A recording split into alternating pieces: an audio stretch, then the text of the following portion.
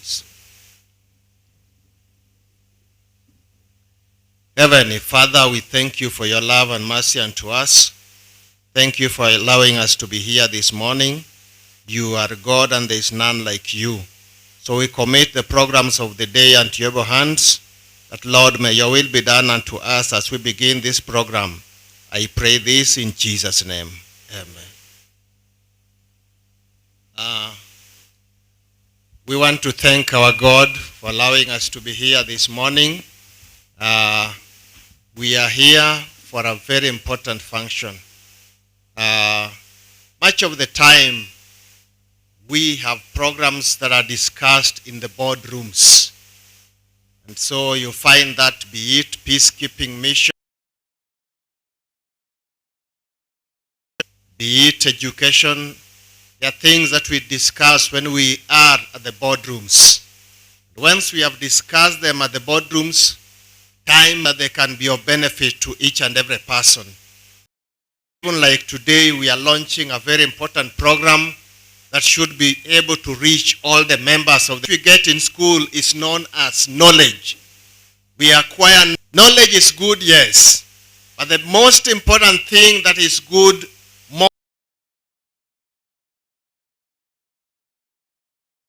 it's called what? So I want to speak about wisdom this morning. I know you may have your own way of interpreting wisdom. But to me, I want to interpret wisdom as the ability to use the acquired, to rightly apply the acquired knowledge. That is wisdom. When we from school, and you can apply it in such a way that is wisdom. The Bible talks of wisdom and verse 13 going downwards to 18. The Bible says, happy is the man that finds wisdom, and the man that gets understanding. For gain from it and profit thereof is better than fine gold, riches and honor. Our ways are pleasantness, a tree of life to them that holds upon her, and retains her. Praise the Lord. Verse 16 is in the right hand of wisdom, and on the left hand of riches and honor. When you find wisdom, you can have peace. When you find wisdom, times when you find that people are not having peace, someone is ignorant. Someone does not know what is supposed to. You look at things. But when you have wisdom, then you can have peace. Because with wisdom, you have length of days. Because of what? Wisdom. And when you have wisdom, on the left hand, you have riches. Dare to say that wisdom is God himself. Hallelujah. Wisdom is God himself. When you have God, then you have length of days. With honor. You know the problem in the societies where we live now, people get riches, yes. But riches without, because maybe they are corrupt, they are doing things which are not right. Yes, you can get riches.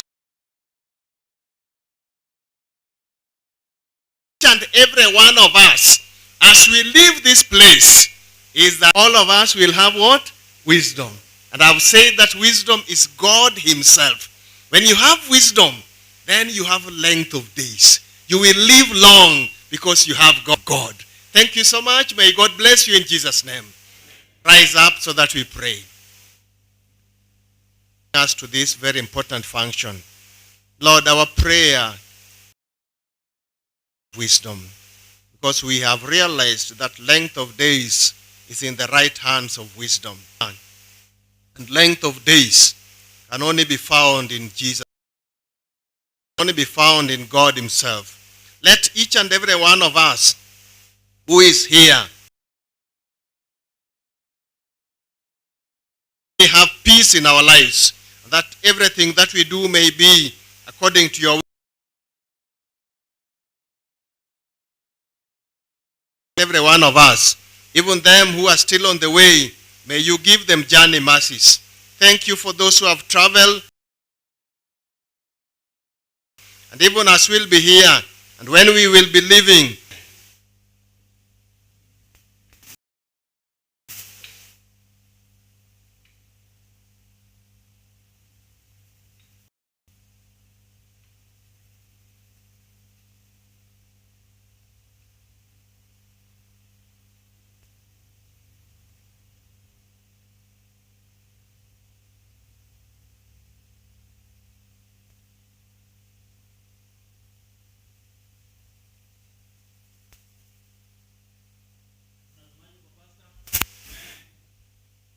mkutano ukianzwa na Mungu nzuri. Wangapi leo ni siku ya kwanza kufika jamu? Kama leo ni siku ya kwanza kufika jamu, inua tu mkono. Sorry. Sharp sana. Labda nikae mbali na mic labda nikae mbali. Nataka kutambulisha kila ambaye amefika hapa ili tuweze kujua ambao wametufanya tukae hapa. Wale ambao maono yao katika sub county zetu 4. Nitaanza na wale ambao wametoka west kabisa. Kati yao tuko na cooperative. Inukeni tu, simama tu. Jadungu chunga Jakom, Vice Chair Cooperative, Mr. Gira. Secretary. Asante. Tuko na CRPs. Watu walio muhimu sana, community resource persons. Walio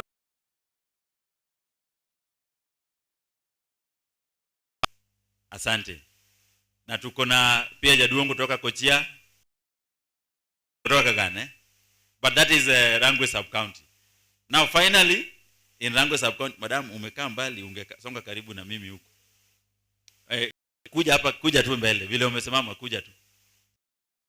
Ni nani kuja tu? Kuja tu. Ukae hapa karibu na ya serikali lazima kae karibu. Ingia tu kwa hiyo line, ingia tu. Ingia tu. Sawa. Sasa huyu ni serikali kutoka Kagani, Madam Esther. Tunasemaje kwa Rangwe sub county? Asante, kaeni. Tunaenda North. Walio kutoka Rachonyo North? Yes, kutoka Rachonyo North. Kutoka Rachonyo North wametoka Central Ward. Walio wa Central Ward? Asante. And then Wangching Ward. Tunasemaje kwa Rachonyo North? Karibuni. Mahali jua ilitokea. Jua waliona jua kabla tuone. Wao waliona Monday kabla tuone Monday. Walio Rachonyo East? Asante. Kuna mmoja wao anajiita Sibuor lakini sijasikia kingoroma. Sibuor, umepoa kidogo? Asante. Walio Rachonyo East, fanyeni hivi na tuwakaribishe. Asante. Finally the host Rachonyo South. Rachonyo South. Mmefanya vizuri kama wenyeji. Mngekuwa wachache mngerudi nyumbani. Asante. Rachonyo South itaanza pale na kijana mdogo. Asante. Na Nyagem. Very good. Japolo. Waniapo Chief Dismas ambaye pia ndiye host. Panga hii walio hapa Maxwell ingia haraka. Nyinyi sio staff Nyinyi sio staff Haya, hawa ndio staff waliomo. wengine wanashughulika kwingine, tuwafanyie hivi. Asante staff, karibuni. Nikitoka hapo nataka kukaribisha director. Najua ajisikii vizuri, but nataka nimkaribishe, akaribishe the next level of stakeholders ambao tuko nao hapa, kwa sababu miguu inaitwaje, shule ya miguu yao mimi siwezi fungua. Director, karibu tuweze kukaribisha.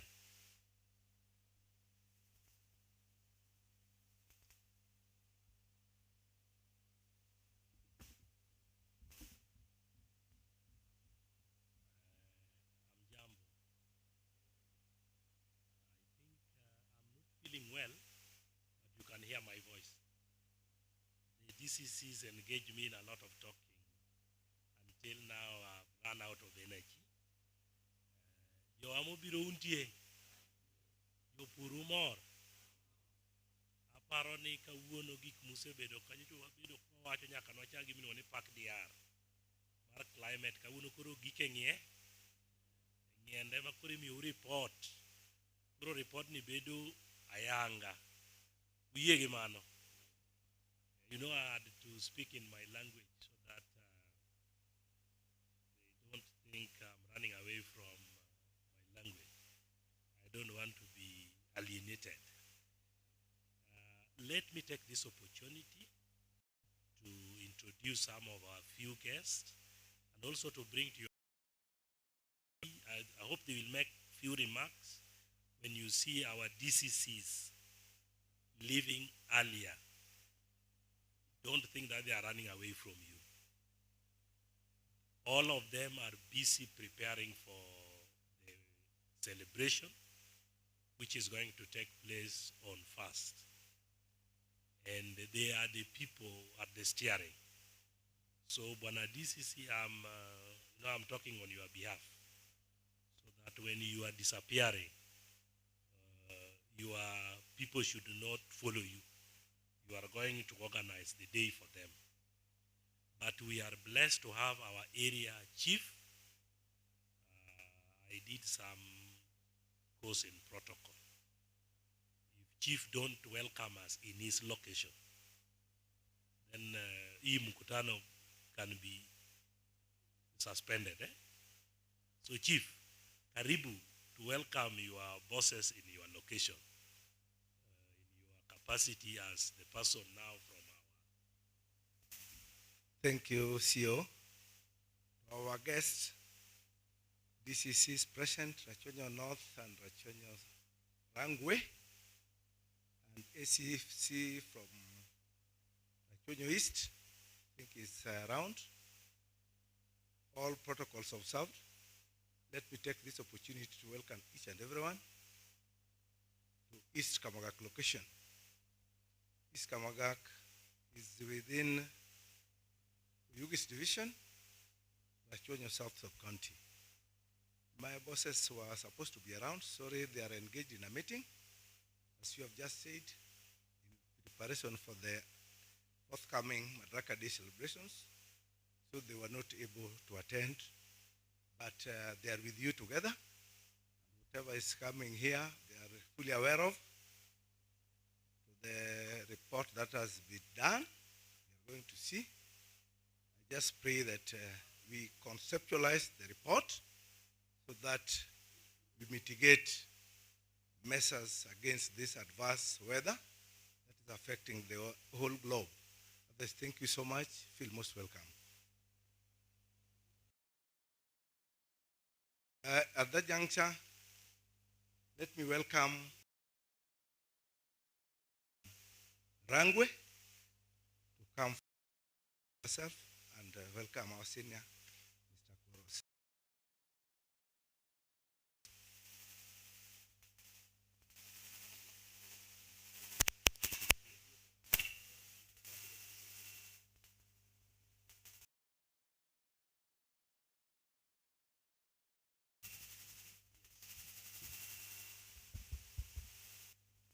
Joturwa Umar. Ama nimesema nimeharibu hapo. Asante sana. Bwana Yesu asifiwe. Nashukuru.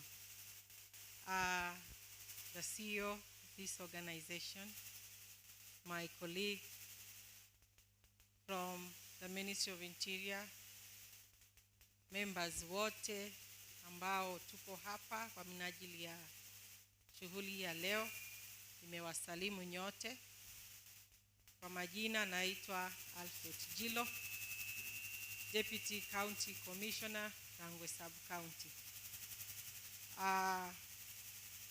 Nimefika hapa kuja kujumuika na wenzangu na wana Homa Bay wenzangu katika majadiliano na kusemezana kuhusu mambo ya hali ya anga, maneno ya climate, maneno ya mvua kwa wingi, mvua kwa uchache, kiangazi,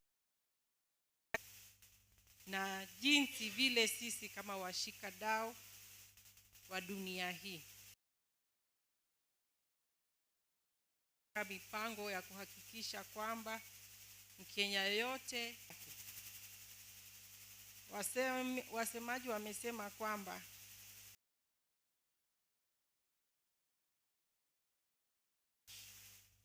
we are part of nature, na sisi ni washikadau wa mazingira yetu. Lazima tujumuike na tujukumike vilivyo kuja kusemezana kuhusu ripoti yenye mliofanya na utafiti mliofanya kuhusu maneno ya mazingira yetu. So asante sana, nafikiri nilipewa nafasi ni mwalike mwenzangu ama nirudishe kipaza sauti kwako. Asante sana na mbarikiwe. Na pia nataka kuchukua nafasi hii kuwakaribisha tarehe mosi ama tarehe 1 ambayo ni Jumamosi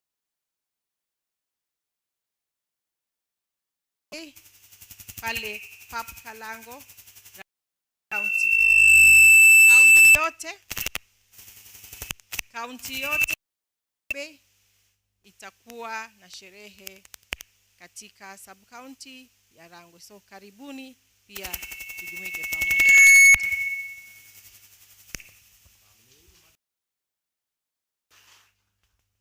I think now, DCC, we are now safe. Deputy Governor Homa Bay County is just about to arrive. That's why I had to come. Here Kenya is represented by David. You can wave. I'm introducing you. Dave is, those of you who have been in Homa Bay County, Dave has been very key in our, though is a well-known consultant on climate change and adaptation, the representative of KEFRI. I think you are the ones called conservators.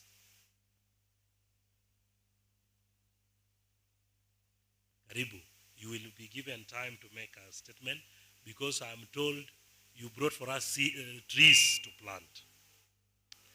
Allow me also introduce the immediate former County Director of Agriculture and now the Director in charge of crops in Wanabuge. He will make his statement when the governor is the chief officer. The officials from the Ministry of Agriculture, the Scouts,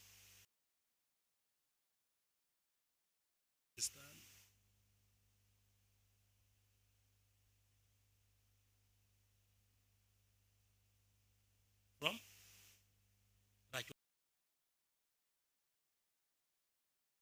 for the Scout.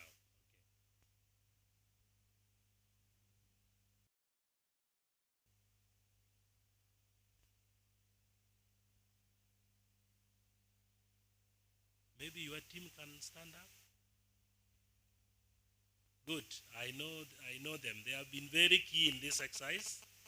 Janet and the youth representative, Vivian, she has been participating on the youth consensus. Thank you very much. Madam Otina, sit next to your boss so that you brief your boss accordingly. I think Pastor was already introduced, and all other guests feel welcome, and you are welcome to jam. I want to take this opportunity to invite Bwana Ojanji to take us through the next agenda.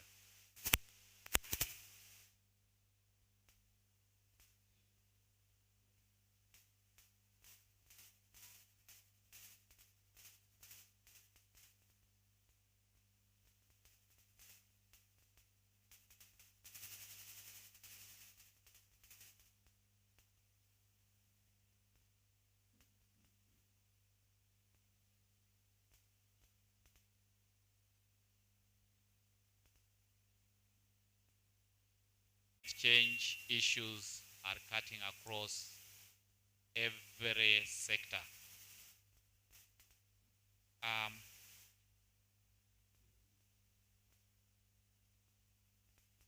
have a brief.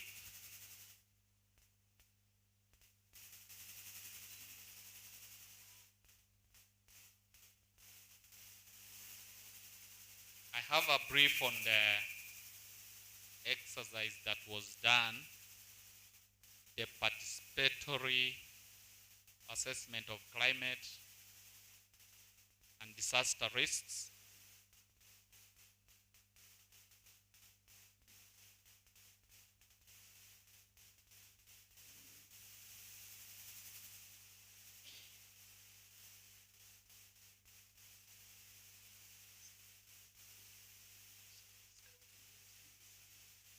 Okay, my summary is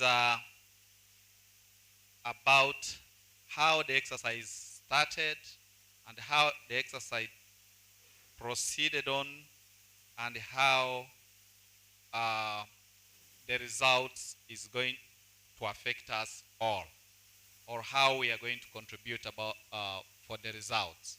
So this exercise, the PAC-DR, I wanted that one projected so that when we talk about PAC-DR, we are talking about the participatory assessment of the climate disaster risks.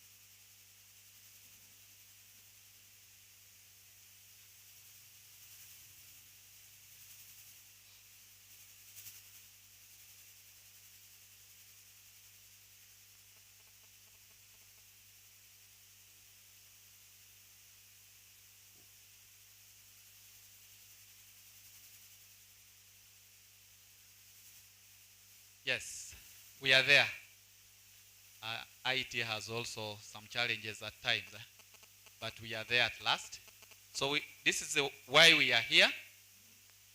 Maybe go up a little bit.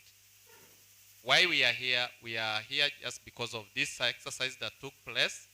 It was a participatory assessment of climate and disaster risk. And I've asked a question, why this? If you can go next. We see this exercise as a very important tool, which also enables to systematically integrate the consideration of climate and disaster risks in the community planning and development. This is when we do such an exercise, becomes very important for us to plan and make more development towards our lives. The PAC-DR was also, this process was guided by it guides on the hazards, risks, global warming, and local responses which require information and a way of organizing knowledge and evidence into the effective plan. So it's a planning process. The tool helps the communities, and indeed these are the communities that were involved in this entire exercise. Sorry. The community are here. Those who are involved in this exercise, and we are saying it is a tool which helps the community apply the local knowledge in combination with general knowledge related to disasters, climate change, in a way that suits the specific situations. run the second slide. This process provides a simple, easy to use structure and guidance to follow in the step-by-step development of a community assessment of climate and such risks. So those steps that we take through that module, it helps us to guide us in step by step. And we have communities here that will be able to testify the processes they went through, how this was achieved. The assessment also informs the ongoing projects or the future projects or programs within that community. It relies on local participation to identify the hazards. Like I said before, here the communities were very key. They participated in this. They prioritized the risks, and they strategized through that report. I brought this, where does JAM exist? So JAM interventions within Homa Bay, when you look at the map of Kenya, is that small circle. And when you look at the map of Homa Bay County, that is where we are. And this is where we are in Rachonyo North, Rachonyo East, Rachonyo South, and Rangwe. So this process, actually, it was done in those areas, and it was more of a participatory until we get some results. So the JAM staff, because the process requires some facilitation on the ground, the JAM staff were taken through this process, which was new to them. Then later on, they became the facilitators of these activities in the field. The meetings that were to be undertaken, there were meetings in they targeted more of the women, the youth, and of course, aged between 18 to 35 years. This is where, during that training, even we had also county government, the national government, the agriculture officers, some leaders here participated in this, and even the vulnerable class were involved. Towards the end, they had to have a consensus, and the consensus in each of these meetings was reached, so that we held agreeable group that will sit together and agree on areas that were identified. So to achieve this, there were some delegates that were representatives of the 4 sub-counties in a plenary meeting in the last day of the PACDR process. At least 70 of delegates were agreed upon and participated in the final of the consensus in this regard. The meetings were to build consensus on the issues discussed and take position on the key livelihoods, key hazards, most important resources in the 4 sub-counties. Also important was the adoption of key adoption pathways, adoption of the roadmaps for the 4 sub-counties of possible scale-up to the whole county. So the report which we have is a representation of the consensus from the delegates.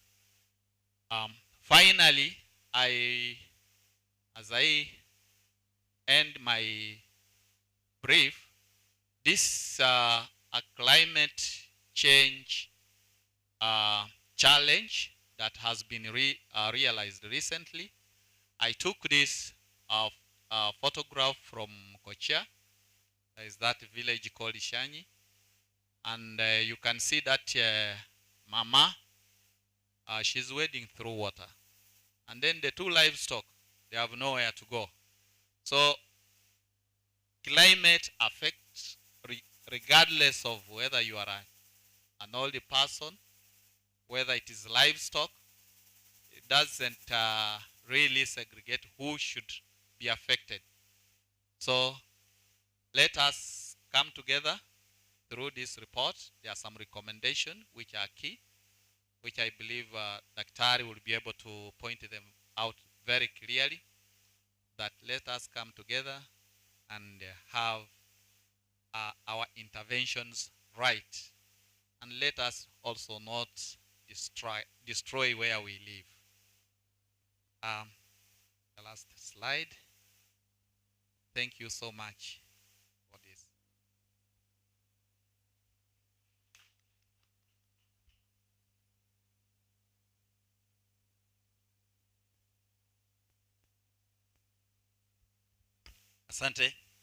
Asante mzee Ujanji. Najua tunashangaa kwa wale ambao wanaungana nasi. Tuna programs. Maxwell, you can help me distribute this.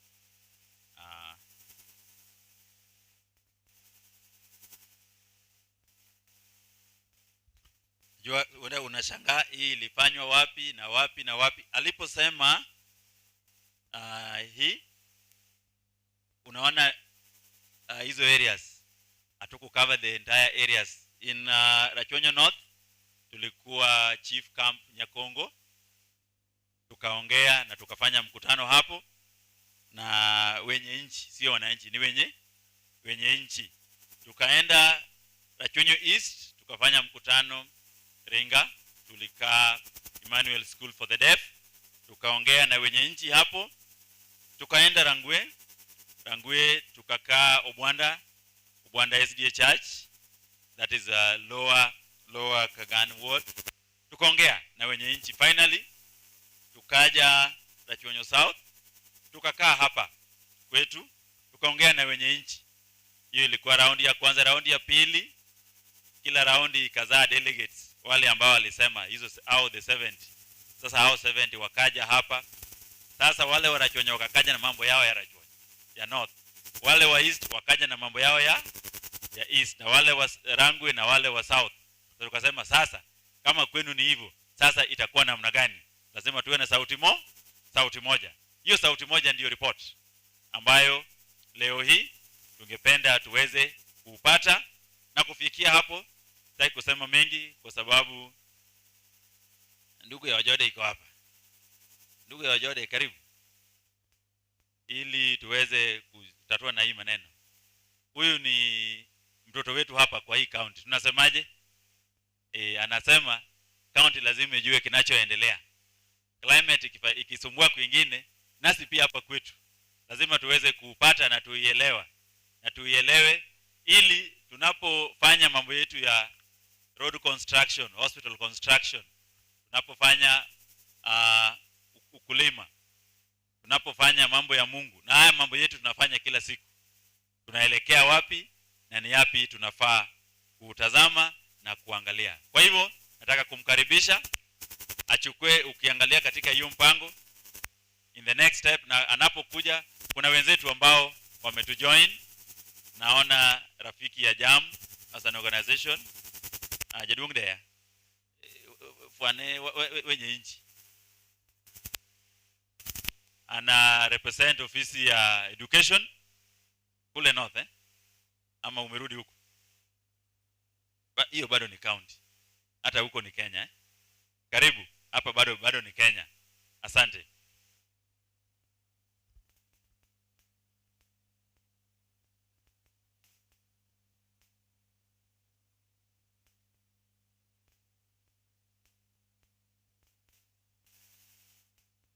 Asante. Tutangoja dakika moja deputy governor hapo ingia, ili daktari anaposimama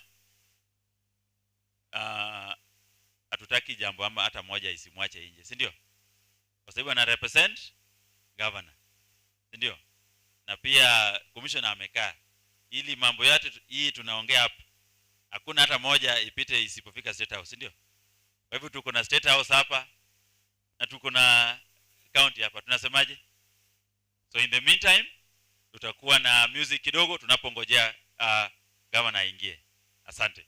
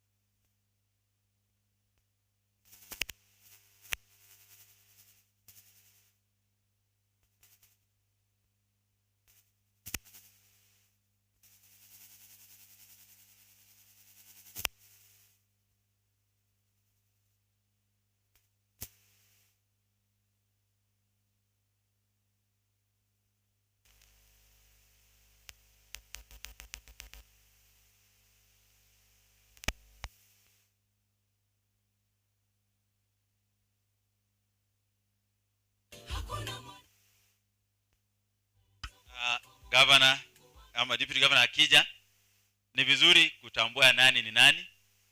Tutakuwa wawili kusaidiana kuongoza mkutano huu.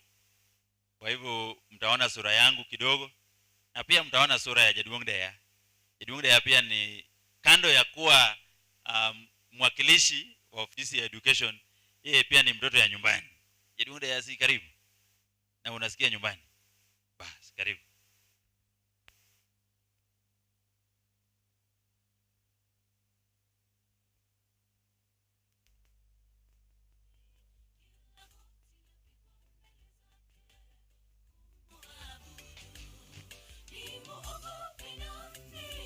Katika maisha yangu nasema yeye pekee wa kuabudiwa. Nimuogope nani katika maisha yangu? Nasema yeye pekee wa kuabudiwa. Hakuna mwanadamu aliye na uwezo kuliko Mungu wangu wa mbinguni. Kila goti lapigwa mbele zake kumuabudu. Hakuna mwanadamu aliye na uwezo kuliko Mungu wangu wa mbinguni. Kila goti lapigwa mbele zake kumuabudu.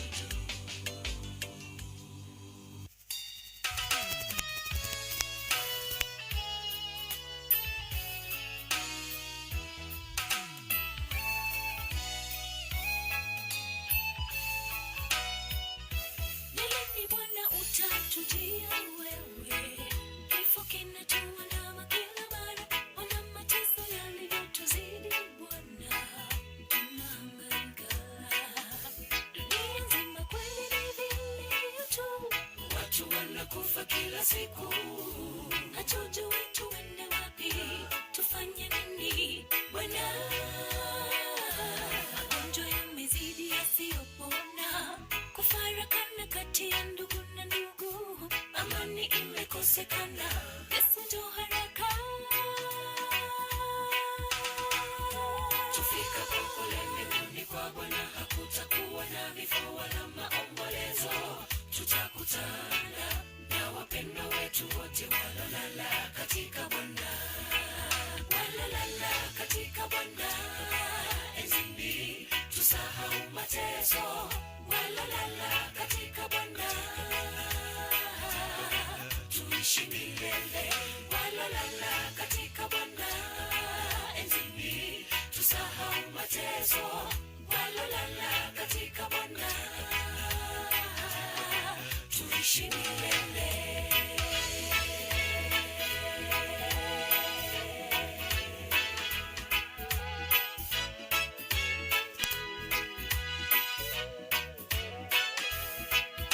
Dunia hii ndugu sio kwetu, sisi ni wapita njia. Kwa kweli mateso ya dunia tutayaacha huko, tufikapo mbinguni ni furaha. Kwa hivyo wapendwa, tusilie sana, haya ni ya muda kitambo. Wapendwa, tusilie sana, haya mateso ni ya muda kitambo. Tufikapo kule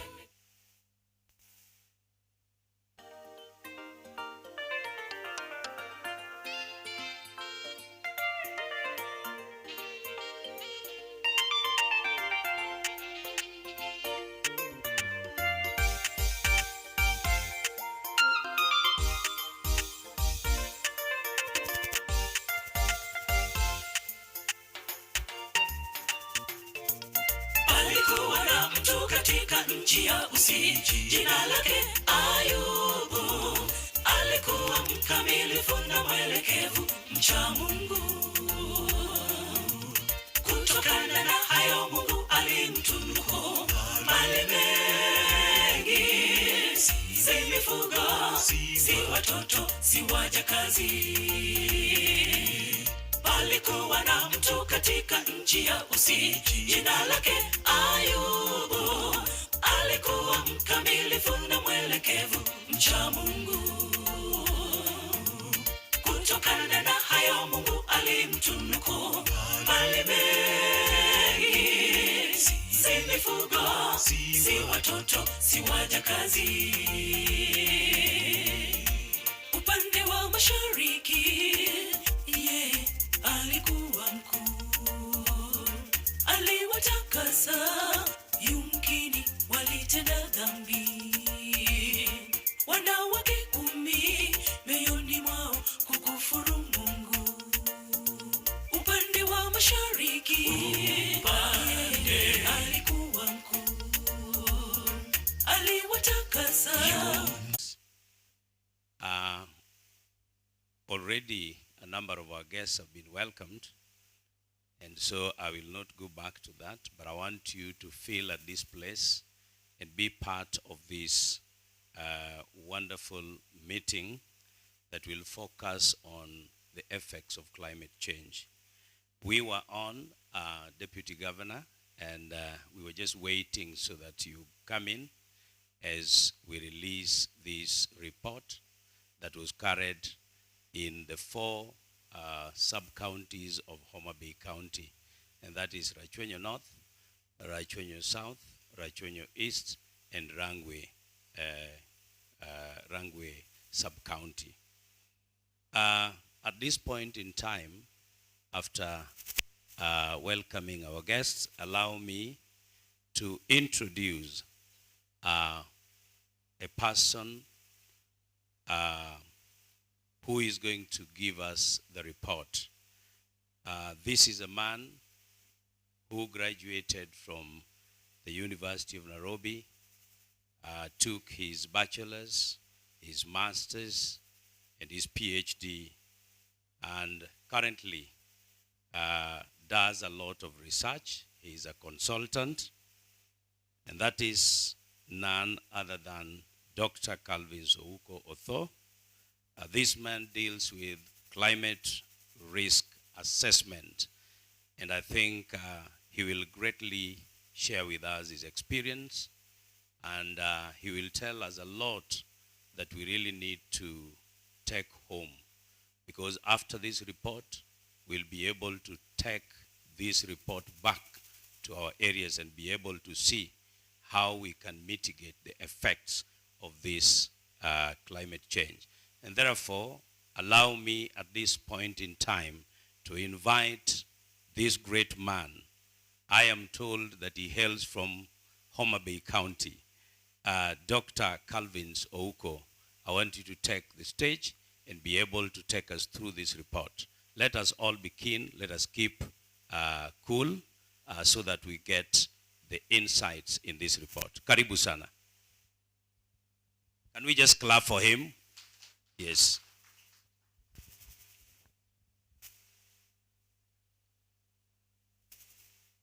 Good afternoon. Amose uno kwe uru. Ukwe governor. Karibu sana.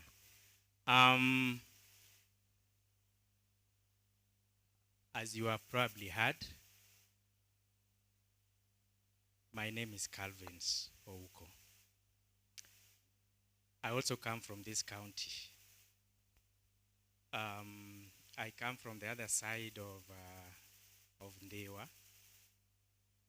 but currently I'm based at Nairobi, where I do consultancies in the area of climate change.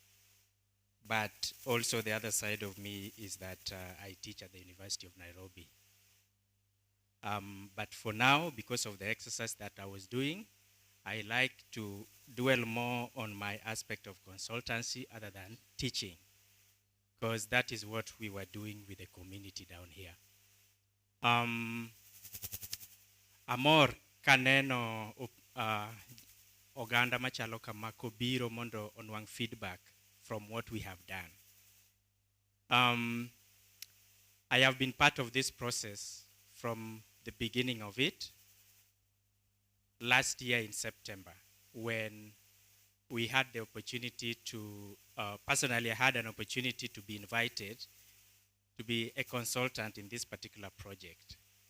And actually for that, I'm very grateful, JAM, because many people applied, but they found my application, they had favor in my application, they found my application perhaps also meeting the expectations they had. And I was invited to lead this process of undertaking a participatory assessment of climate and disaster risk. I am a climate scientist by background, so that means most of my training has been around climate or environment. At my PhD level, I've done climate change and adaptation. And there is a lot of interest today about issues of climate. It's an area which probably everyone has heard about or something about, including even top government levels, senior policy people, even like governors. It's a talk that is in everybody's mouth. Sinikweli. Everybody talks about climate change. And it's because it's a reality that is affecting all of us. It affects the grassroots level, that small subsistence farmer. It affects the entire government operations at the national level. So it's something that everyone has to talk about. And it also affects the entire globe. Sinikweli. Yes. So I am happy to be in that space of climate science or climate assessment or climate studies, because this is an area where we provide solutions to our communities. We help our communities to discover what they need to do to be able to withstand the effects of climate change. Sinikweli. Yeah, so I think I've done a lot of introduction about myself. I've just said that I'm part of this process. I led the PSCR from the beginning, and I will just show you that, let me,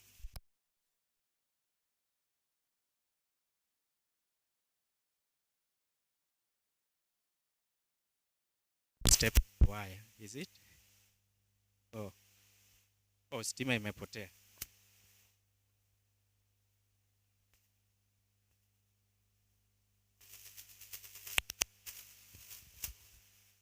Yeah, it's resolved. I think it's back.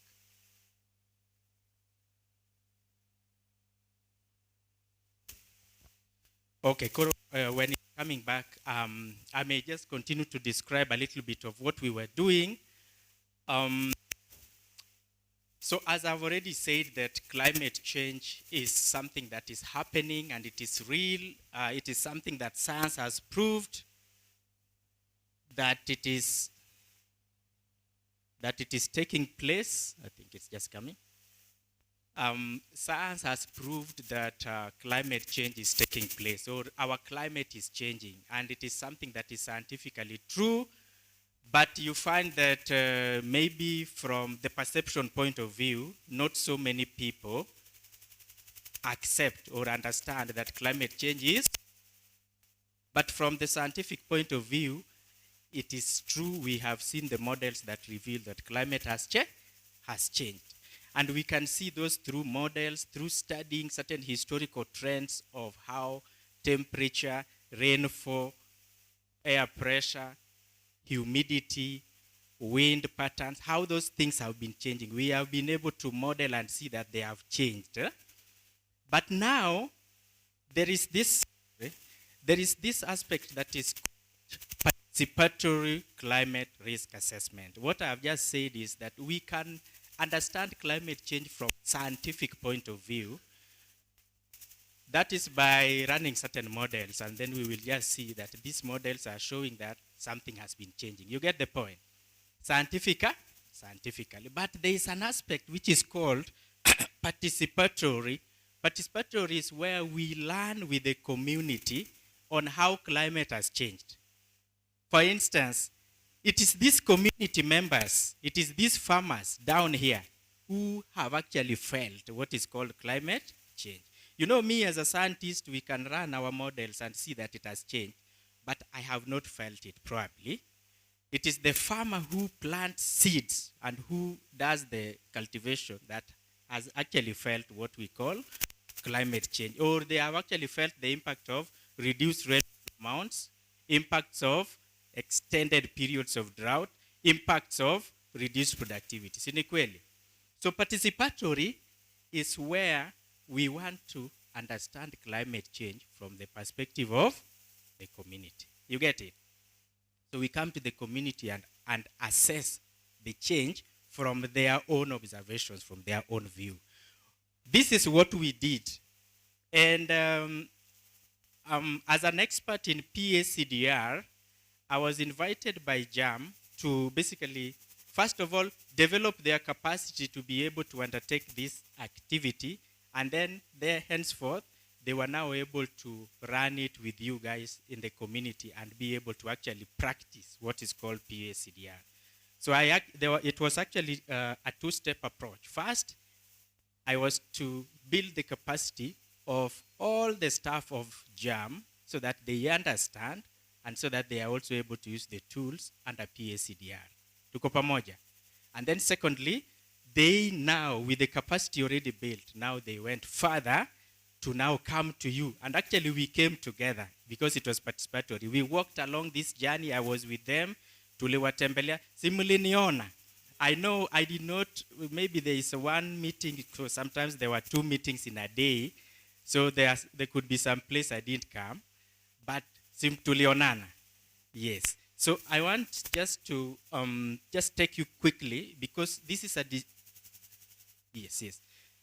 because this is a dissemination workshop. Dissemination means we are sharing with you what we found. Si ni kweli? And then your work is to validate and say ni kweli hivyo ndivyo tulisema. So that isikuwe ati nilienda nikakaa chini ya mti nikaandika ripoti zangu. Si ni kweli? So part of the reason why you are here is to confirm that really the things we came out with are true and you gave us those findings. I think my elder Ojanji had already done some introductions about PACDR. And I think I've also highlighted a little bit. Nikasema, it is involvement of the entire stakeholder group, community, JAM, and others in understanding climate risk and disaster. So inaitwa participatory. That word P in the PACDR is called participatory. Ukisikia the neno participatory, what does it mean? It means involving everybody. Si ni kweli? Yes, under the principle which is called leaving no one behind. By the part of the sustainable development goals, among others, requires that whatever you do siku hizi, you involve everybody. Even the county government, whose leader is already here, they know very well, even when they want to pass a policy, lazima ikuje kwa kitu inaitwa public participation. Sindio? You must involve people. So this is what we are doing in climate risk assessment. So I don't want to go through this because he had already gone through that. But let me just say something. So this, you have been hearing that PACDR tools. We had, PACDR is a framework, but it has specific tools that we apply with the community to get specific outputs. Tuko pamoja. So that is why you are seeing 7 tools. Tuende mbele. Yes. So these are the tools that I trained about and we applied in the field. The tools are classified into 7 modules. Each of the modules has specific tools. And so, for example, module 1 is a review, literature review. That one I did. That one we do just modeling so that we present to the community that our models show this and this. That is basically analytical, desktop, and modeling, right? Then module 2 talks about climate change and hazard analysis. So we want to understand what are the hazards affecting the community, what have they done before, how are the community impacted. So here we have a number of tools. We check the livelihoods of the community. What are the kinds of livelihoods of our community people, right? What are their key livelihoods? What do their lives depend on? Livelihood ni nini? Is what our lives depend on. Si ndio? Mtu akiamka asubuhi anafanya kazi gani? Hiyo ni livelihood. Si ni kweli? Then we have resource mapping. We allow the community to map for themselves or to tell us which resources they have in their own community. Sio mimi kuambia. They were telling us, right? It's participatory. So it was not my point. It is the community telling us, sisi kwetu tuko na mto. Hii mto imetoka huku, imefika huku. Na hii mto inasaidia watu namna hivi namna hivi. You get it? They are the ones who tell us in our area we have minerals. I even discovered by there during this that kumbe this sub-county is very rich. Or this part of the county, there are minerals here, right? Yes, different minerals. So they map their resources and where they are. And they even draw maps. Community simulichora map. In fact, I was really impressed by mtaona one of the maps which was drawn by women. I was really excited to see that map. Then there's something called hazard identification. Sasa wanasema, what are now the real climate hazards? So the community told us, sisi cheche tumeona ni hii na hii in form of hazard. So wengine walisema sisi tumeona droughts, sisi tumeona floods, sisi tumeona sijui nini. All those hazards were listed and later on we ranked them. Later on we picked the top hazards. Then tukaenda kitu inaitwa seasonal calendar. I'm going to show you the feedback we got. Seasonal calendar ni ile the community was mapping for us. What do they do in the community kutoka January mpaka December? Season ni seasons. January watu wanafanya nini hapa? February wanafanya nini? March wanafanya nini? And that gave us at least a picture of the seasons in a year and the key activities. Then we went to something called historical timeline. Historical timeline is where now people were telling us over history, the farthest you could remember, that length of history, maybe kutoka 1960 hadi wa leo. Which specific disasters have you seen in your life? So the community could narrate for us, sisi in 1960, tuliona drought. Hata ilipewa jina locally. Ama mwaka wa 1971, tukaona famine. Hata ilipewa jina. Those kind of things. We narrated that historical timelines. I will show you. So, I don't want to talk through all these things because they are here and I think probably you'll also see them in the report. And should you have any question, you can always ask. So we did all these things together with the community. You see, this is the participatoriness that we are talking about. Everyone was engaged. Si mnaona watu walifanya kazi. Mimi hata amnioni kwa hiyo picha. Okay, I'm in one. I think ndio hii nilikuwa hapa, but you see mzee wetu alikuwa anaongoza. So it was participatory. Next. So each of those tools we got specific findings, right? So we start with tool 1. You remember the way I listed the tools across the 7 modules, right? So tool 1, these were the major livelihoods identified in the community. They were identified by you people, by the community. Community walisema, now, you know these things, let me tell you something that was explained by the two so that we understand. This process took place in this way. We met in small groups at the sub-county level. We got this feedback. Then we came together, those people from the sub-county, we came together in a bigger plenary meeting here, which was called consensus. Consensus now, we were presenting what we have learned from each of those, so to say maybe in Rangwe, wow, in the aspect of livelihoods, walilist hii na hii na hii. Maybe watu wa Rachuonyo South, walilist hii na hii na hii. Then we came here together, Rachuonyo, Rangwe and all. Then now we looked at all this and we said, Now, which livelihoods can we consider as now the overall county's top livelihoods? You get it? Hiyo ndio tulikuwa tunaita concept, coming from smaller groups to the bigger group. So when you see us listing these things, ilipita processes kama 3 actually, ndio tukuje na number 1 ni, number 2 ni, number 3 ni hiyo. Are we together? Yes, so the top livelihood in this area was poor, nen poor, dong. Yes, which is farming. Then the second one was livestock. Then ohala, people talked about business. Then there was boda, and then there was fishing. This part of the county, this is what you people gave us.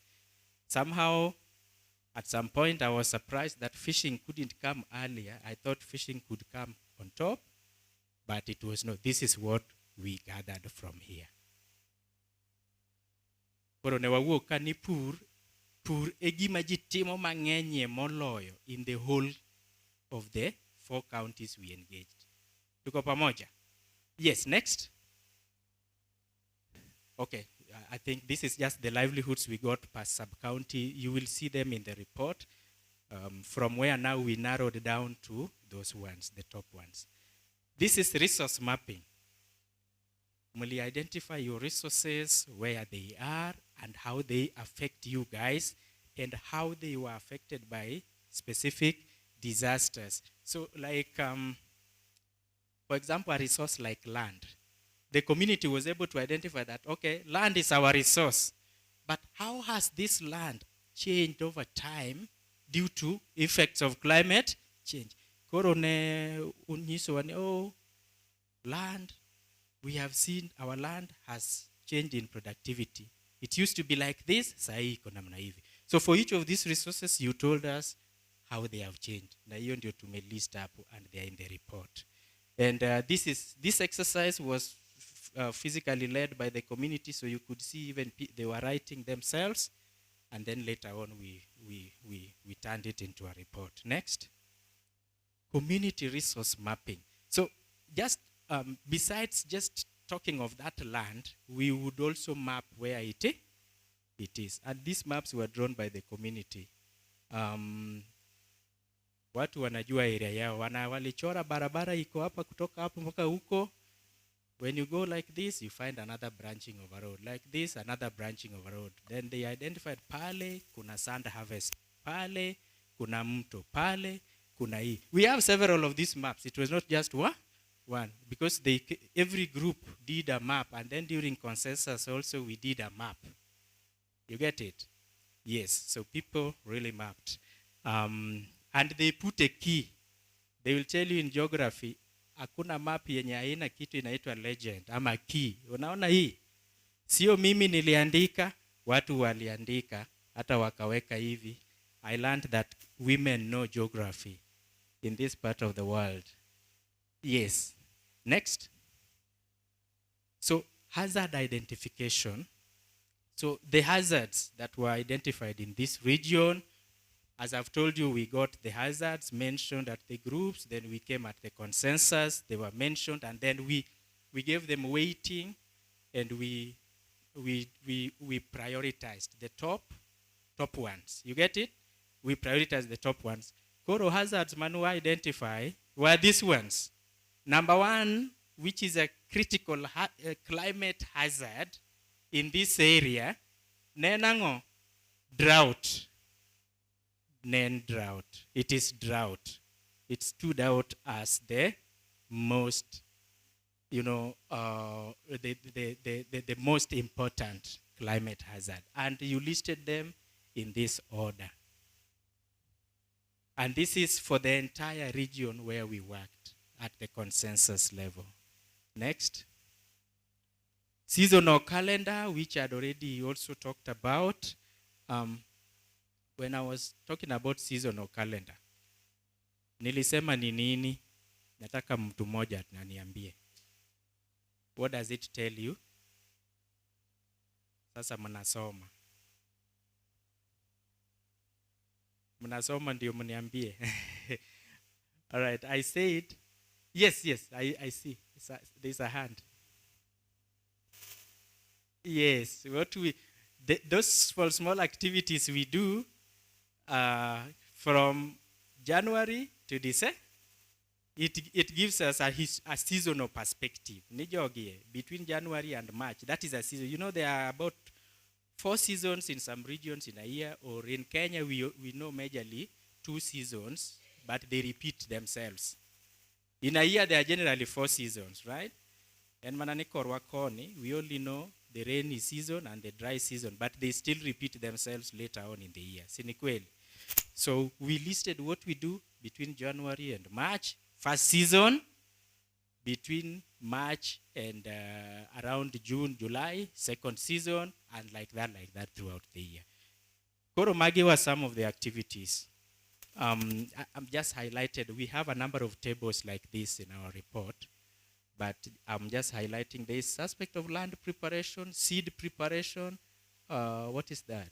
Onset of rains, when people now start planting, weeding, harvesting, like that. They were listed. Next. Historical timeline also, as I told you, we learned a lot with the community. The community have a lot of history. And they're the people who actually know these things. Sometimes we think we know as scientists, but the communities know these things better. They gave us a history all the way from 1939. This is just but a summary, a condensed piece of it. But we got some very good history, even local names of how those hazards were called and how they affected the people. Yes. And we did a timeline. You know that line. People drew the line starting from somewhere to somewhere. They put bridges and they put those critical activities. Next. Then, this is the hazard matrix. Hazard matrix now is essentially where we were looking at the hazard, the impact it had on people, and the local responses is now how the community attempted to cope with that particular hazard when it happened. You know, that one also gives us a perspective on what is called community-based adaptation. Because now you want to see, yes, it happened. There was flooding in the past. But when it happened, community did A, B, C, D to cope. You get the point? And coping is a very important strategy, by the way, in climate change adaptation.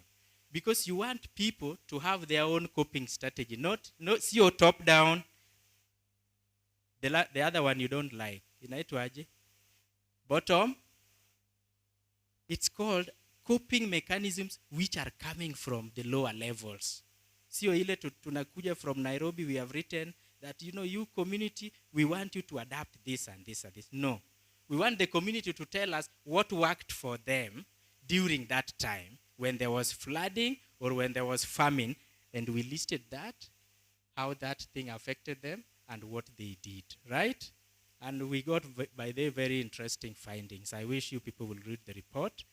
Very interesting findings of how communities can adapt to climate change at their own levels. Yes, then next. Next is the livelihood vulnerability. Here we were scoring. This one was a bit mathematical, but the community was still able to come, to be up to the task. You know what we were doing here? The community was scoring in a scale of 1 to 4. They were scoring how a given hazard affected their livelihood. So, for example, how does drought affect farming? How does drought affect livestock keeping?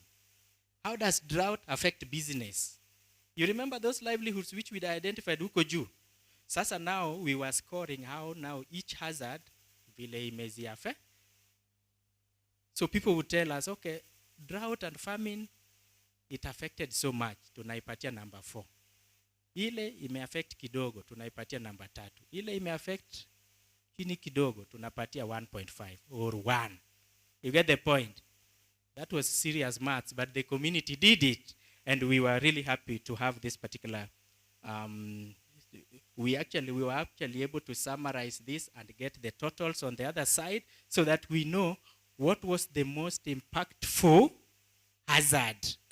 And then down here, we were able to know what was the most impacted livelihood. Mnaona vile hiyo kitu inakuja? When you sum these things, summation is addition. Ukiongeza pande hii, unapata what was the most impactful hazard. But when you sum this going down, you get what was the most impacted livelihood. Sawa. Next. Then we also looked at aspect of gender, because see, climate change has also certain gender dynamics. When there is famine, do you think it affects people the same? When there is, for example, famine, kama kuna njaa, are men and women and children affected the same? No. So we wanted to get also a perspective of how these things affect different gender groups in the community. Men, women, youth men, vijana barubaru, youth women, and children, and others. These others included, the elderly and other people we have in our community. You know them? Yes. The truth is, climate change affects us differently. And just as I've explained, when there is no water, during, let's just say during drought, see, there is no water. Do you think men and women are affected the same or differently? Differently. Mtu mmoja niambie how it can affect men and how it can affect women. This is participatory. I did participatory, so let's have a bit of participatory. When there is no water, how does it affect men? You want to talk for men? Yes. Yes, my sister. Just say. They don't sleep. Uh-huh. Mm.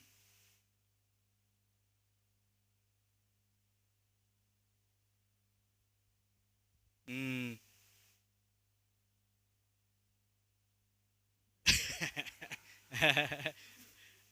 Okay, she has spoken for women. Who wants to say? Yes, but hizo si ni kweli? Yeah, is it true? Out of 100 mtapatia hiyo, how true is that one? Between 90% truth. So it means it is true. Ikipita 50%. Women, no, men now, men. Yes, there's a, yes, my, uh-huh.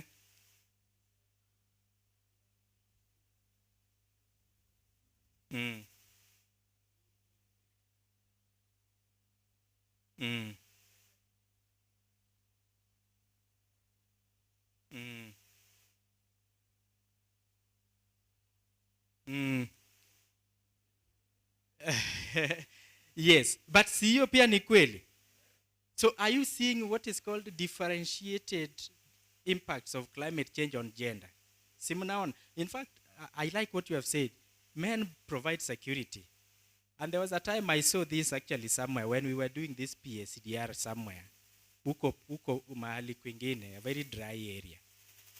So we were told, by the way, before we understood it, we really got it very negatively, that a man would accompany a woman going to carry water, na yeye anabaki tu hapo akihang tu, ati wanahang tu chini ya miti, wanazuba.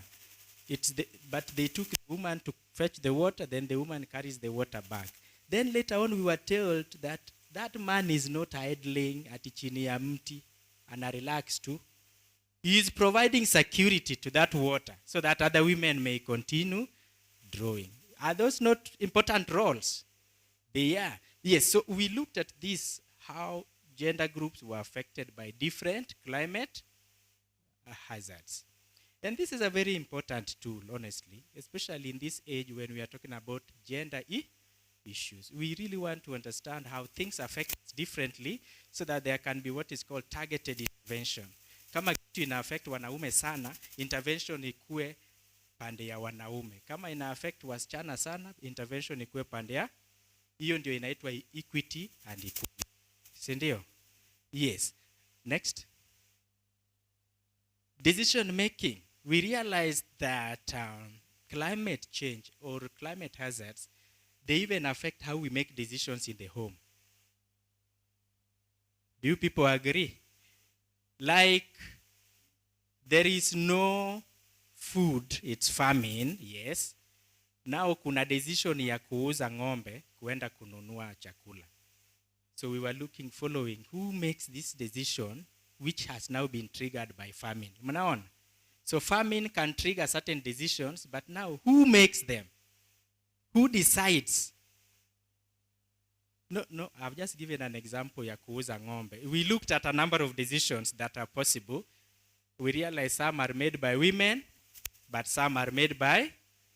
We looked at all possible decisions that can be made within a given hazard. So like, kama ni drought, what kind of decisions can be made? Kama ni famine or floods, what kind of decisions can be made? And then we followed them through to who makes those decisions. This is just but a condensed presentation, so it doesn't speak all, right? Yes, but mmelewa what is going on here? Let me ask, before I move to the next, in your opinion, who makes the most important decisions when there is a disaster? Men, women, children, or youths? Who do you think makes the most important decision? Yes? It's men. Okay. It's men, but after having done consultation. So where we had consultations, we said both. Mnaona pale? Hiyo column ya both, where at least the consultation. But kuna zingine tulipata kama maybe kuuza ng'ombe kubwa, sio ng'ombe ndogo, hizi vitu ndogo ndogo. Tulipata in some places vitu kubwa, decisions are made by certain people. But vitu ndogo kama kuku, certain decisions are made by certain people. Unakuja tu unapata kuku ilichinjwa na ujui, but kuna zingine haziguzwi mpaka mtu mwingine aongee. Si mnawajua? All right. Yes, so that is what we did there. Tool 9. Let's just move a bit faster. Role play as well. This is called role play. Role play is where we were assessing certain aspects of how our access to a given resource or control of a given resource or ownership of a given resource changes when there is a climate disaster. Tunapatana. You know, there is stood up there. Mnakumbuka? They are owned by someone. Or they can be accessed by someone. Sindio? Or they can be controlled by someone. Or rather, they are controlled by someone, they are owned by someone, or there is someone who has access to them, right? But does this change when there is a climate disaster? Is there a change? Like if you owned land, na kuna flooding, does your ownership of the land change because of flooding now? You know those kind of things. We assessed this with the communities as well, and we were able to see how even those dynamics change. Next, we are about to finish, and then you can maybe ask a question. This was now the most critical aspect of what we were doing with the community. You know, the whole PACDR exercise, which we are calling PACDR, is called what? In full, inaitwa aje? Participatory Assessment of Climate and Disaster Risk. Why should we do that? We do that because we want to arrive at what is called, we want to be able to understand eventually what is it that can work for the community as a way of adaptation or as a way of coping with future hazards if they repeat themselves.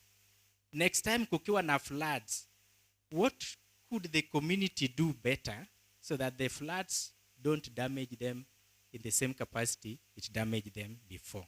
You get it? This is what we call adaptation, building an adaptation roadmap or adaptation action plan. The community does it themselves. Community ndio wanatuambia, sasa sisi vile tumeona, tunaona kwamba in case there would be a future disaster like a flood or a drought, sisi tunaona tutajisaidia namna hivi. So the community builds their own adaptation roadmap, what they may do as a way of coping. And by the way, climate science that is the perspective people are going. Let me tell you, right now the government is very serious about climate adaptation. Mnaona the way president is talking about it. Everywhere he goes, he talks about climate change. Si ni kweli? But you people don't even know. Hata pesa iko kwa maneno ya climate change. Mingi sana. But until and unless you have a very clearly structured adaptation framework or plan for your community, will you be able to access such kind of resources?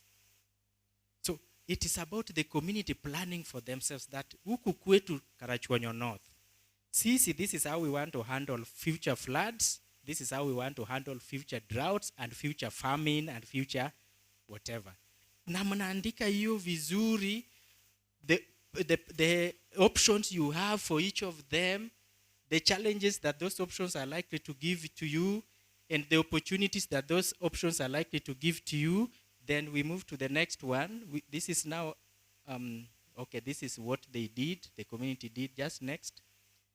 Then we do something called co-benefit analysis. What are the likely advantage or benefits of putting those strategies in place? Co-benefit ni ile benefit you get by applying a given adaptation option. For example, ukisema kwamba unataka kupanda miti, ndio izuie ama ndio isaidie maneno ya kuleta mvua. Si ni kweli? Ukipanda miti, kuna vitu zingine miti inaweza kusaidia nayo, which are not necessarily ile ya climate peke yake. Those other benefits tunaziita co-benefit. Miti inaweza kusaidia na nini other than ile ya kuvuta mvua? Sina kupea kitu gani tena miti itakupea? Kupika, yes, and even the beauty. Mnaona tu hii area yenu vile iko beautiful.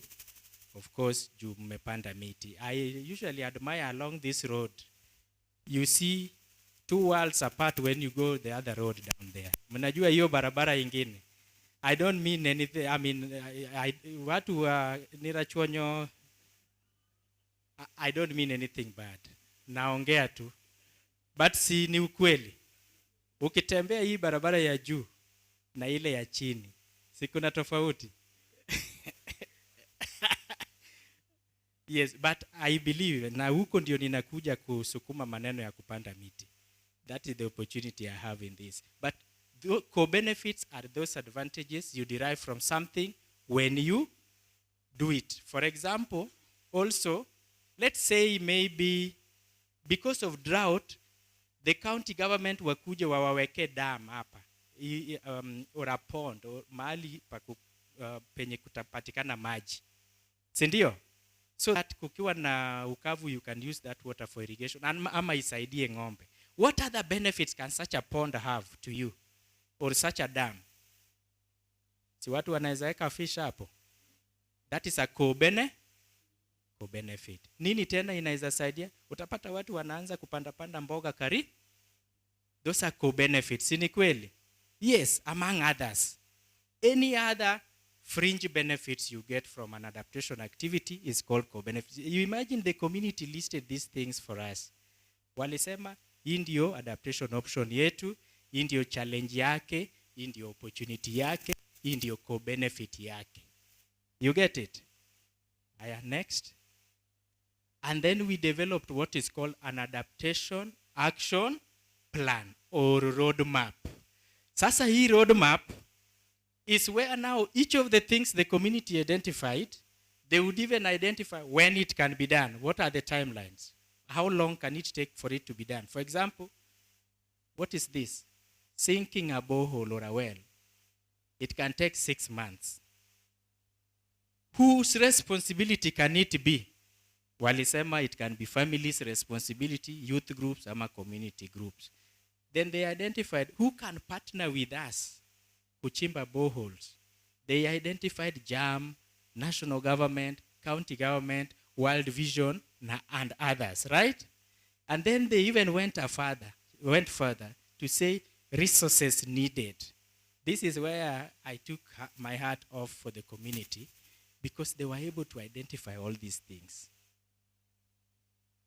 And by the way, we sat here, sometimes we could sit here the whole day.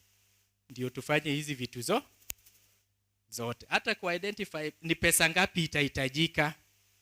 Like to do a good borehole, the community said you might need $1 million.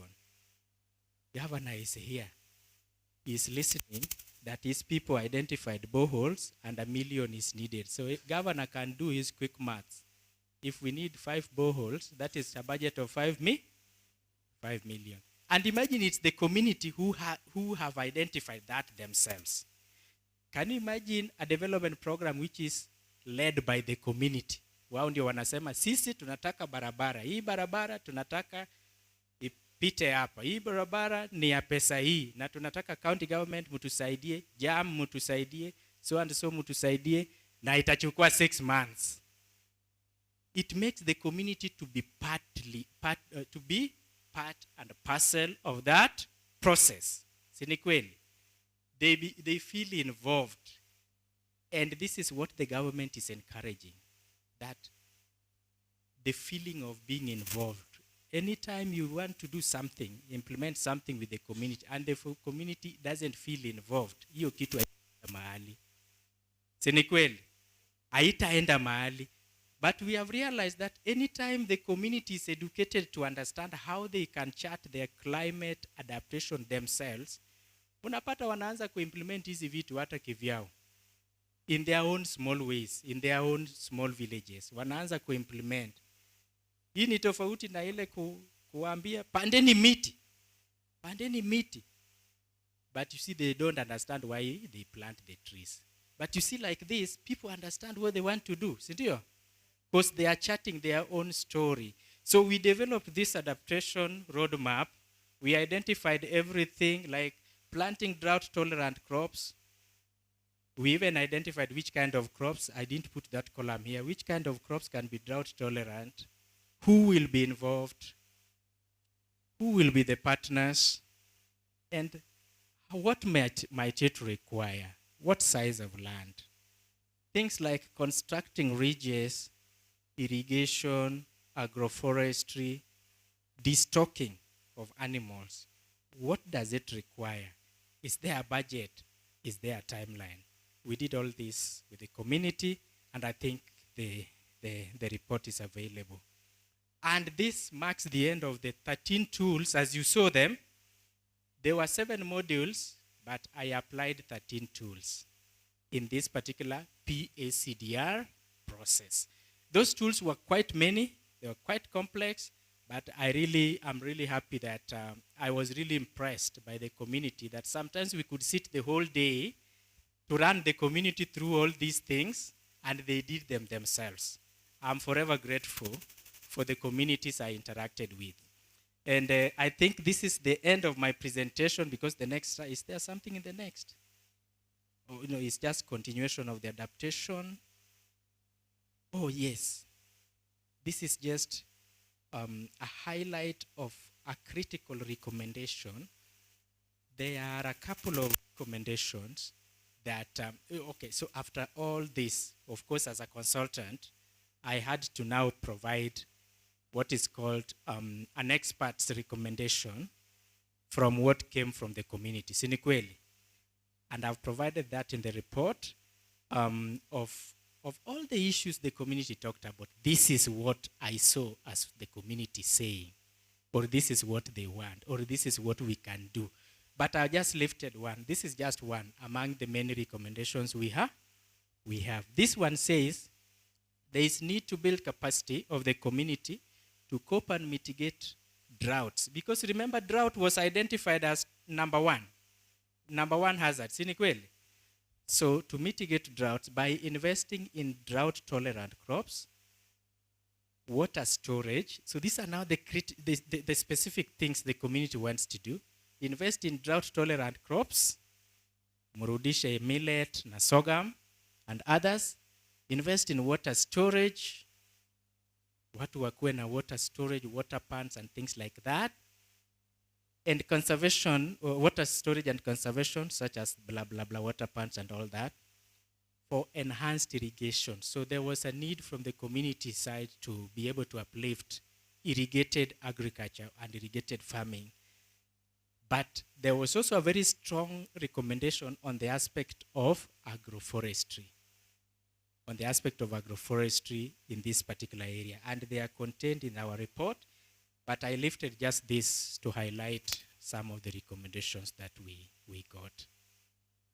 That is the end of my presentation. I thank you very much for listening, and should there be a question, perhaps this is the moment you can ask.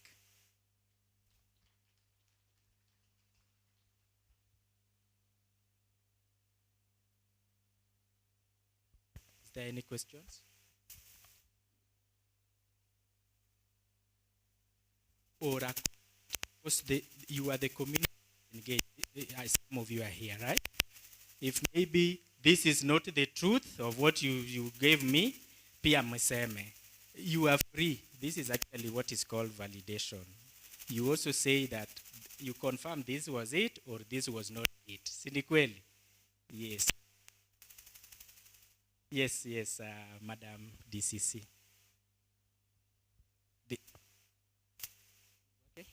Okay. Thank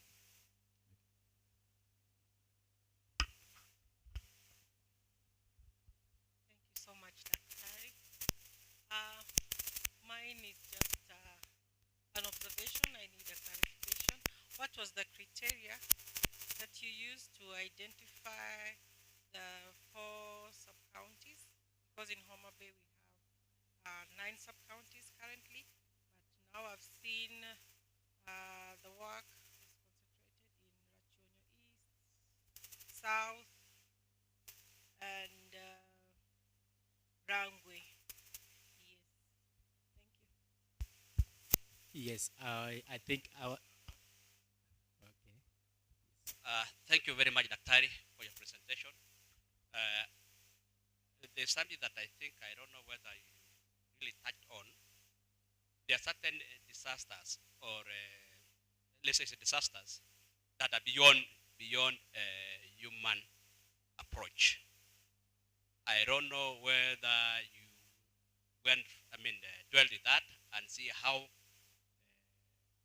what kind of intervention or what does the community say about that, that kind of disasters are beyond human approach.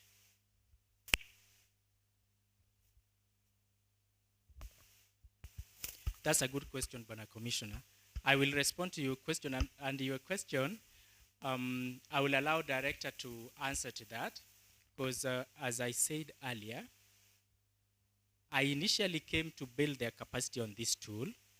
Then now we took it further to pilot it with the community. Actually, by the way, what we were doing was more of a pilot which now can be scaled up.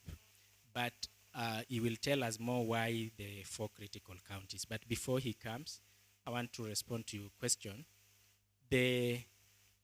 Yes, I know there are certain disasters that are actually naturally induced, and we may not actually even have the capacity to cope, like maybe if there is an earthquake, if there is a hurricane or whatever. But now, interestingly, in PACDR, we allow the community to list all those disasters, and then they prioritize which ones have affected them the most. So at the end of the day, we go with those they have said. So if earthquake would have come in their list, we would have actually followed it through all these processes. What can we do when there is an earthquake? How can we adapt to an earthquake? If there is no way we can adapt, wangesema tu, no way. Ama government's idea. Ama tukufe tu. You know, those kind of things. But it didn't feature. Some of those didn't feature. Because we allow the community to say it themselves and to prioritize them themselves. So to me, it looked like maybe there has never been an earthquake here, or probably there has never been a serious thing like cyclone, you know, those natural or volcanic, serious volcanic activity, things like that. Yes. You are happy? All right. Director, you can attend to this. Thank you. I think that's a very good question. Criteria. You see, this exercise was fully funded to be conducted within the area of operation of JAM. Now, currently we are only actively involved with food security and other programs in 4 sub-counties. Of course, we work in the entire county when it comes to TB contact tracing and the rest. But we wanted to support our beneficiaries in terms of farmers to know the adaptation strategies that they can use should they be facing such kind of droughts. So currently, even Rangwe, we are not in the entire sub-county. We are actually in Kochia, in Kagan, and now just entering Kochia. So soon enough, but what this exercise can be replicated elsewhere, because some of these identified hazards, they are cross-cutting. You find the drought in Rachuonyo South, the same drought is affecting Rachuonyo North. I'm not an expert of climate, but I think the question of DCC Rachuonyo is very interesting.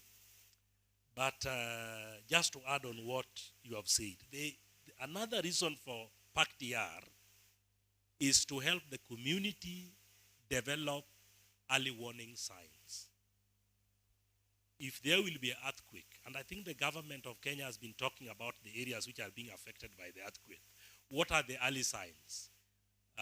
Like in Rachuonyo North, South, there is a place which is always affected during the rainy season, Ranena area.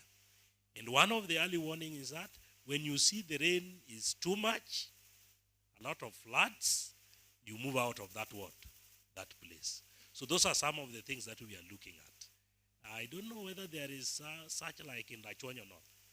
And DCC, if you don't see it here, then your people are the ones who letting you down. They are here. Watu wa Rachuonyo North, they completely said earthquake is nowhere around their place. But of course, the flood in part of your area was a major issue.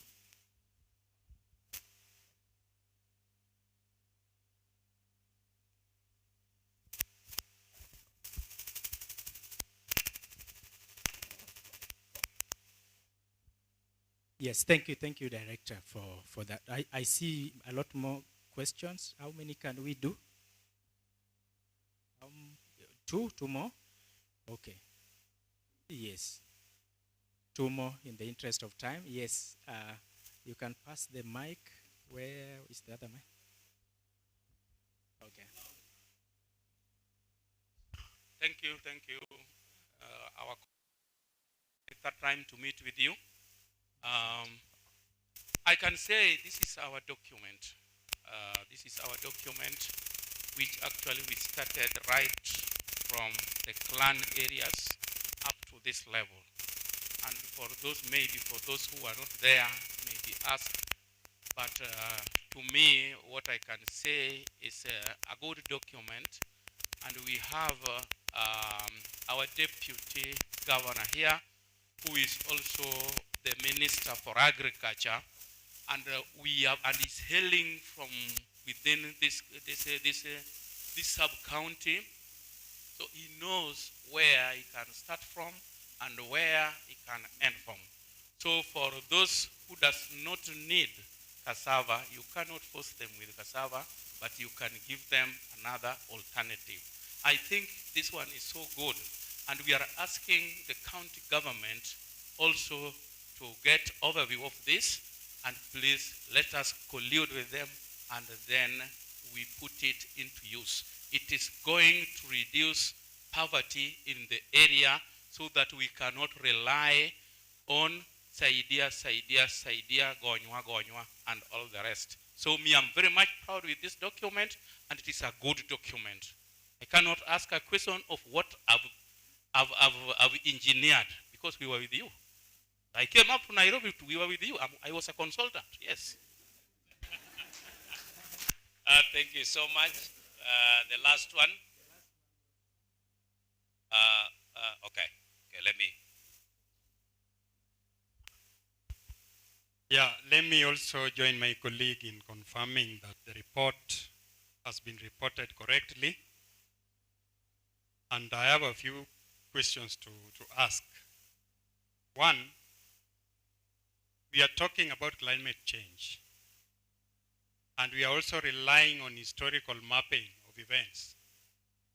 Now that the climate change has affected those historical backgrounds, what should be the adaptation method so that wananchi do not suffer? Especially me, I come from a flooded area of Osodo, and it is worse there. This season, we've never planted anything. What then can we do better so that we are not caught in that mess? Lastly, I was impressed by the way our pastor did his sermon. He talked about implementation. Are all these things we are being taught, these good things, shall they be implemented one day? Because, for example, the flooding issue that affects the entire Wangcheng location, if maybe they can come up with the idea of making a dam somewhere that had been identified called Magwagwa up there in Kisii, part of Kisii, then that problem can be solved. For how long shall we keep on crying Sirikali's idea? Why can't we come with a permanent solution so that we also get something out of our farms? Thank you. Good I question. think I may just make a comment. Yeah, thanks for all your wonderful comments, and thanks for your question as well. John is telling me that can we hear something from a lady? You know, gender issues. We might be just one lady to maybe a comment or a question before I make my overall comments. Good. Yes. We have a lady. Okay.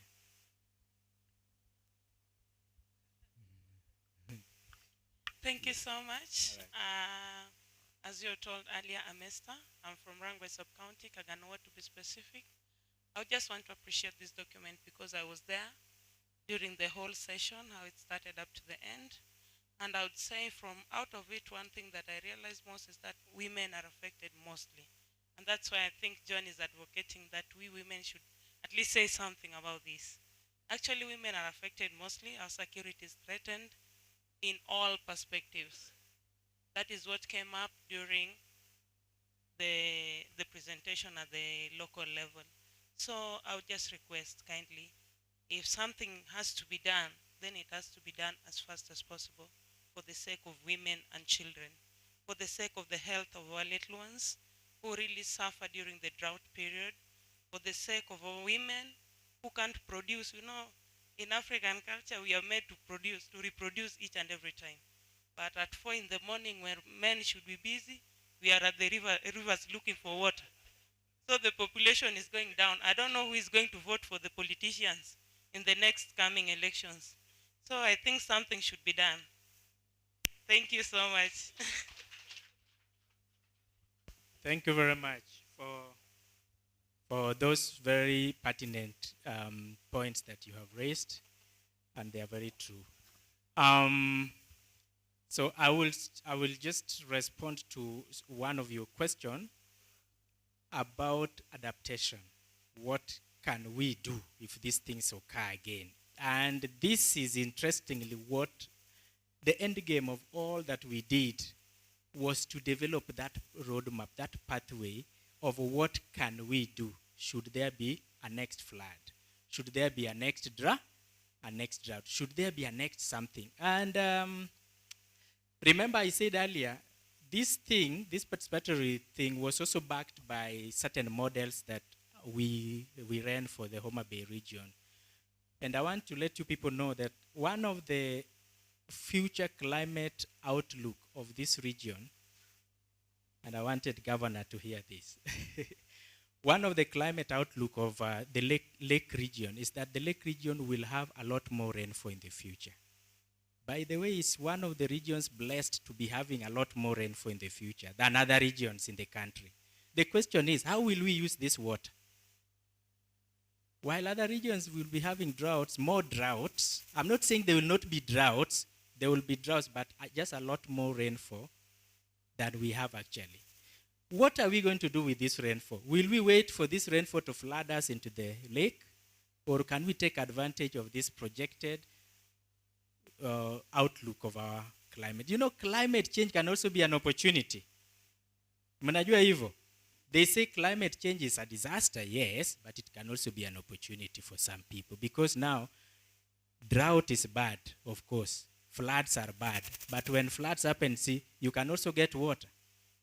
If you kept that water in a dam, it will not flood downstream, but you retain that water to help you during times of need. Inequally. So what are we going to do with these increased levels of precipitation seen in the future, in the next 30 years, in the lake region? Someone is saying the lake region should start planning on how to become the grain basket of this region. When Kina Trans Nzoia will be dry, getting drier, and Central Kenya is going to be a lot more drier. By the way, those are the outlooks. Central Kenya, there's going to be a little less rainfall. Can't the lake region now take over to be the grain basket of this country? Because we'll have more rainfall. Ama hii maji itaingia tu kwa pale chini, iende kwa lake, na story ishie hapo. So these are the things. So we are asking ourselves, future floods, how can we make use of a flood?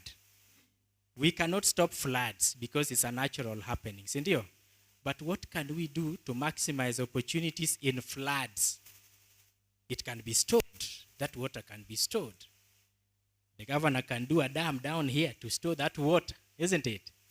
Yes, but the other thing you also asked about, what can we do, is identifying partners. There are several partners you can work with, several NGOs interested in these things. But now that you have your adaptation roadmap, which you developed through JAM, I'm telling you, if this document can be shared with other interested donor organizations, they will be very happy to see that. You see, the community identified this and this and this.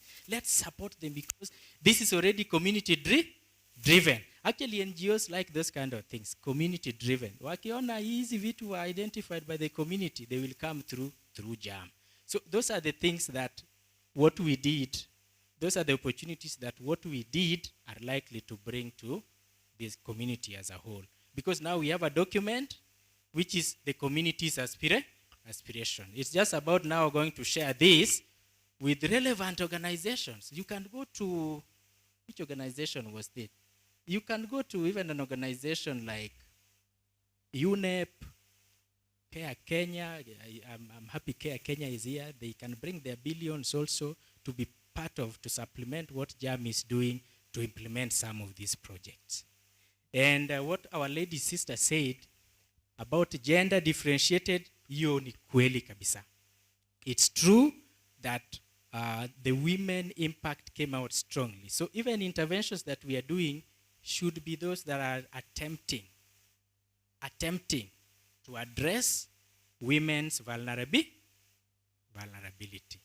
Attempting. Let us see, ensure that whatever we intervene sorts out women's vulnerability. I thank you very much. Because of time, let us stop it there. I really appreciate. Thank you for your audience. Thank you for listening to my presentation. I conclude just by saying I'm a climate expert, and as you have heard, a consultant as well. Should you need, maybe you work with an organization, you need someone to build your capacity on these aspects of climate change, to do for you climate risk assessment, things like that, I'm available. Or even to build capacity of your county government, governor, we can train your people to be able to be climate conscious. We say build mainstreaming climate change, right? Thank you very much and have a good day. Good. I want us to appreciate Daktari in a better way. We want to give free claps, good ones. Can you just prepare yourself? Weka hivi. 1, 2, 3. Tena. Ya mwisho. Thank you, Daktari, for this wonderful document. I think he has ignited a conversation about climate change. And all of us are looking forward to solutions because climate change is real. In the interest of time, I would have welcomed all the other speakers, but we really want to minimize on time wastage. And therefore, I want to welcome a personality who started this project in the early years of 1997, coming upwards. He has really worked on this, and this has equally developed him. He is a man who has studied project management at the bachelor's level, and he has done project management and planning at the master's level, and has done development studies at the PhD level. I want to welcome him not only to share with us the insights, but also to share with us his future plans. What is it that after getting this wonderful report we are able to do? How are we able to partner with other organizations within and without to be able to offer remedy that will affect our people? This is none other than Mr. Kennedy Okoth. He is the chief executive of this organization and has done a lot, and he has kept the pace. Karibu sana, Kennedy. Karibu. Let us clap for him as he takes the stage. Thank you. Your Excellency, the Deputy Governor, Homa Bay County, the DCC present, all protocol observed, ladies and gentlemen, good afternoon. I will be very brief, Your Excellency.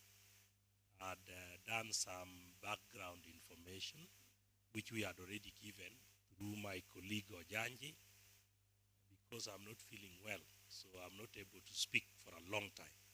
You can hear that through my voice. This is not my usual voice. Your Excellency, first let me thank you very much for finding time to come and be with us. You are a busy person, but when we approached you, you are comfortable with today's date, and we quickly contacted other stakeholders that we wanted to participate. Some of these key stakeholders are not able to be present physically, but they are with us through the online.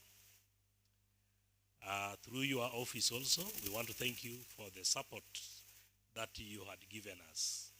When we started this exercise, the ministry where you are in charge cooperated with us. They did some of the mobilization on our behalf from the 4 sub-counties. And this exercise was more successful because of their involvement. We also want in a special way to thank national government from the CC Homa Bay down to all those DCC. Their cooperation up to now is seriously appreciated. Your Excellency, when you are very keen when the participants were reacting to this document, one of them, excluded from Osodo, talked of how can we come up with an intervention which will sort out the problem of Osodo once and for all. And when you are keen on his proposal, they are talking of a construction of a dam in Magwagwa. And Magwagwa is found in Kisii County, Nyamira County.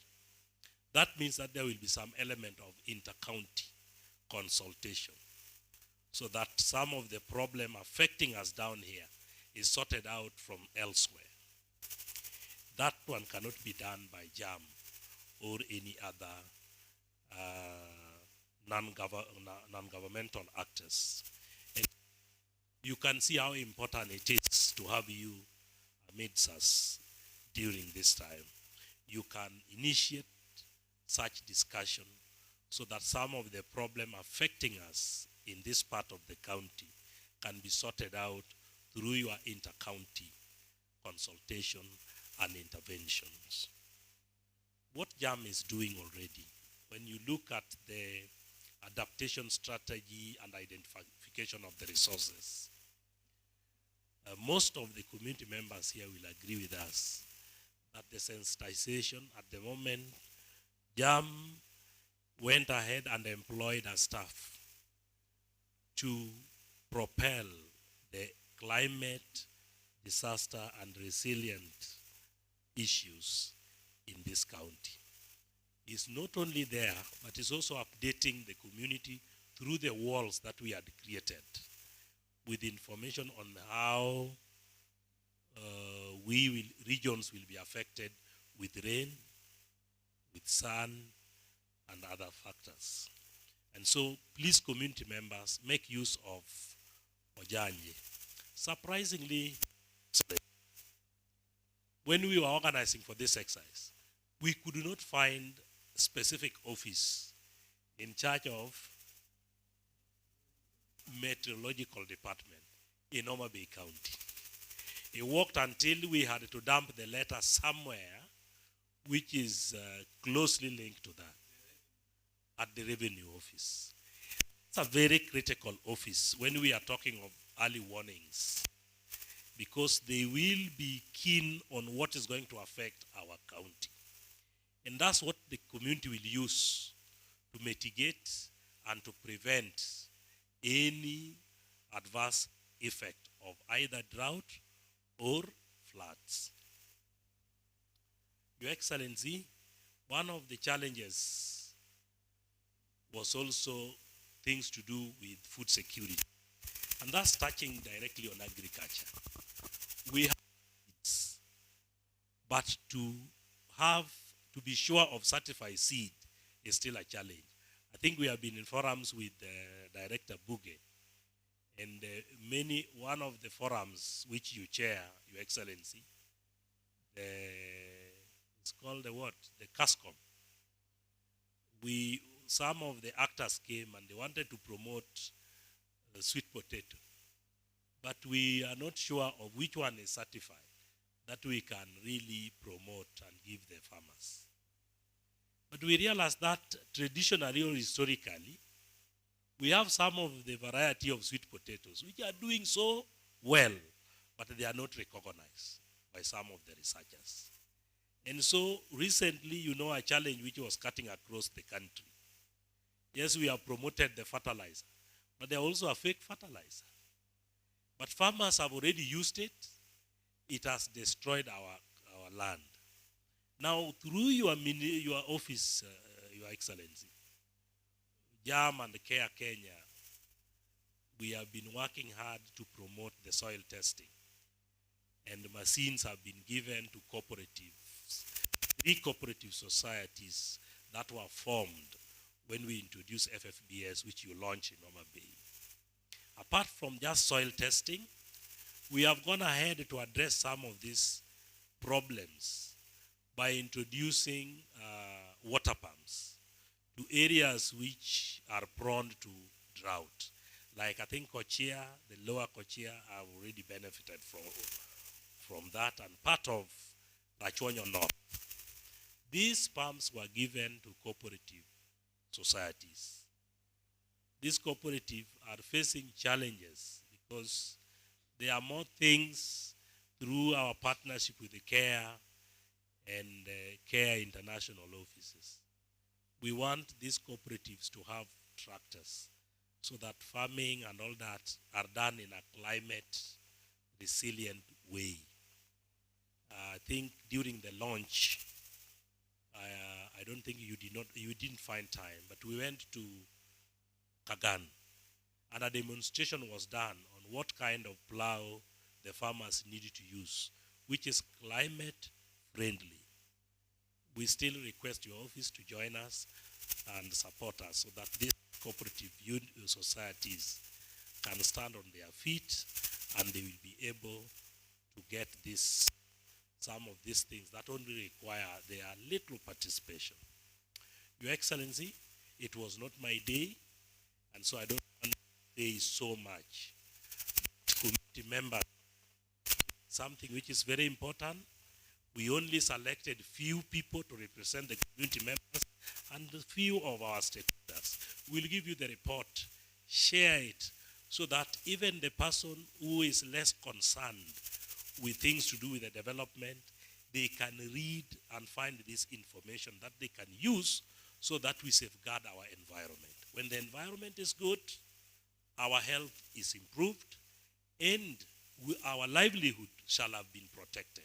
And so our key message is for us to protect our environment, and our livelihood and other things associated with this will be protected.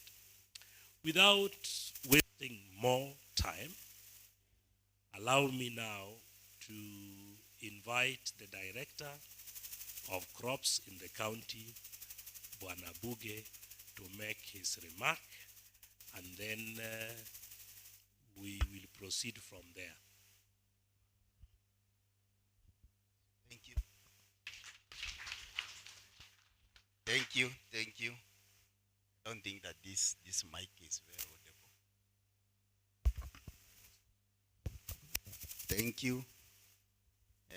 Your Excellency, who is the Deputy Governor and the Department of Agriculture and Livestock, the DCCs, the community members, the staff from the Ministry of Agriculture, good afternoon. Well, let me take this opportunity also to join you in commending the community and the consultant and the CHAM for a well thought out work and the report which has been done on the participatory or a PSCDR. Mine is to say that it's a good tool. It's going to support us in planning and as well as coming up with projects that will support our farmers within the county to enable them to withstand or to mitigate against some of these climate change issues. My names are Ibrahim Buge, Deputy Director in charge of crop resources or crop resource management. Well, to start off, I looked at the ranking of the hazards or the risks as they were done. One was crop farming. I think you call it farming, Cindy or bull. But the other one, you call it livestock. So I think, okay, we better call it crop production so that it's in line with the aspirations of the farmers in identifying those actual issues. And then, of course, the other one was Ohala, Boda and the fish farming. And then, also in the key hazards, there was the issue of drought, which ranked the number 1. Then there was famine.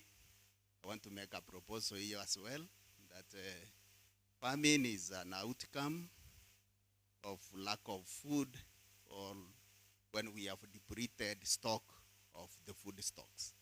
So maybe if we relate it to farming, then we can talk of low crop production or low crop yields or something as it relates to what we get out of the farm, which causes cage, because cage by itself is not a risk or it's not an hazard. Anyway, that is up to you. But that is my proposal. Thank you. And then, of course, the others were crop livestock diseases and floods. Mine is to say that as a human being, actually, 98%, I think 98. If we make it lower, 97%. If we go down, it cannot be below 95%. We depend more on the crop resources as opposed to the livestock resources. And 95% of your consumption per week is based more on crop resources as opposed to livestock resources.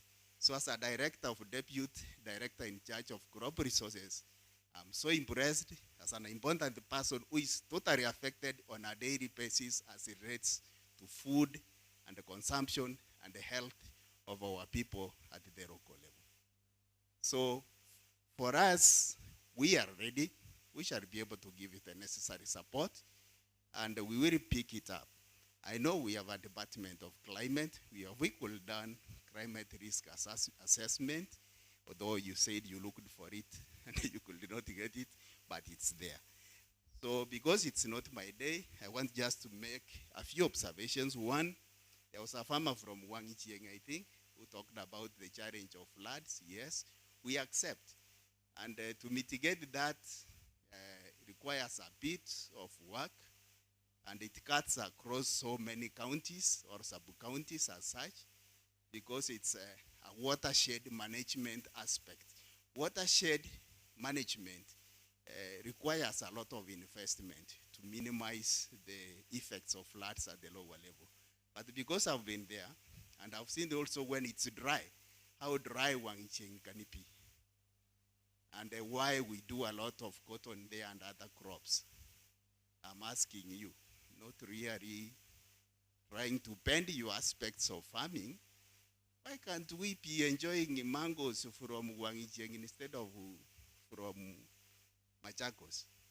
Because if at all we would wish to, we can do actually as good as Machakos or Kitui, because the climate conditions down there will favor your mango production.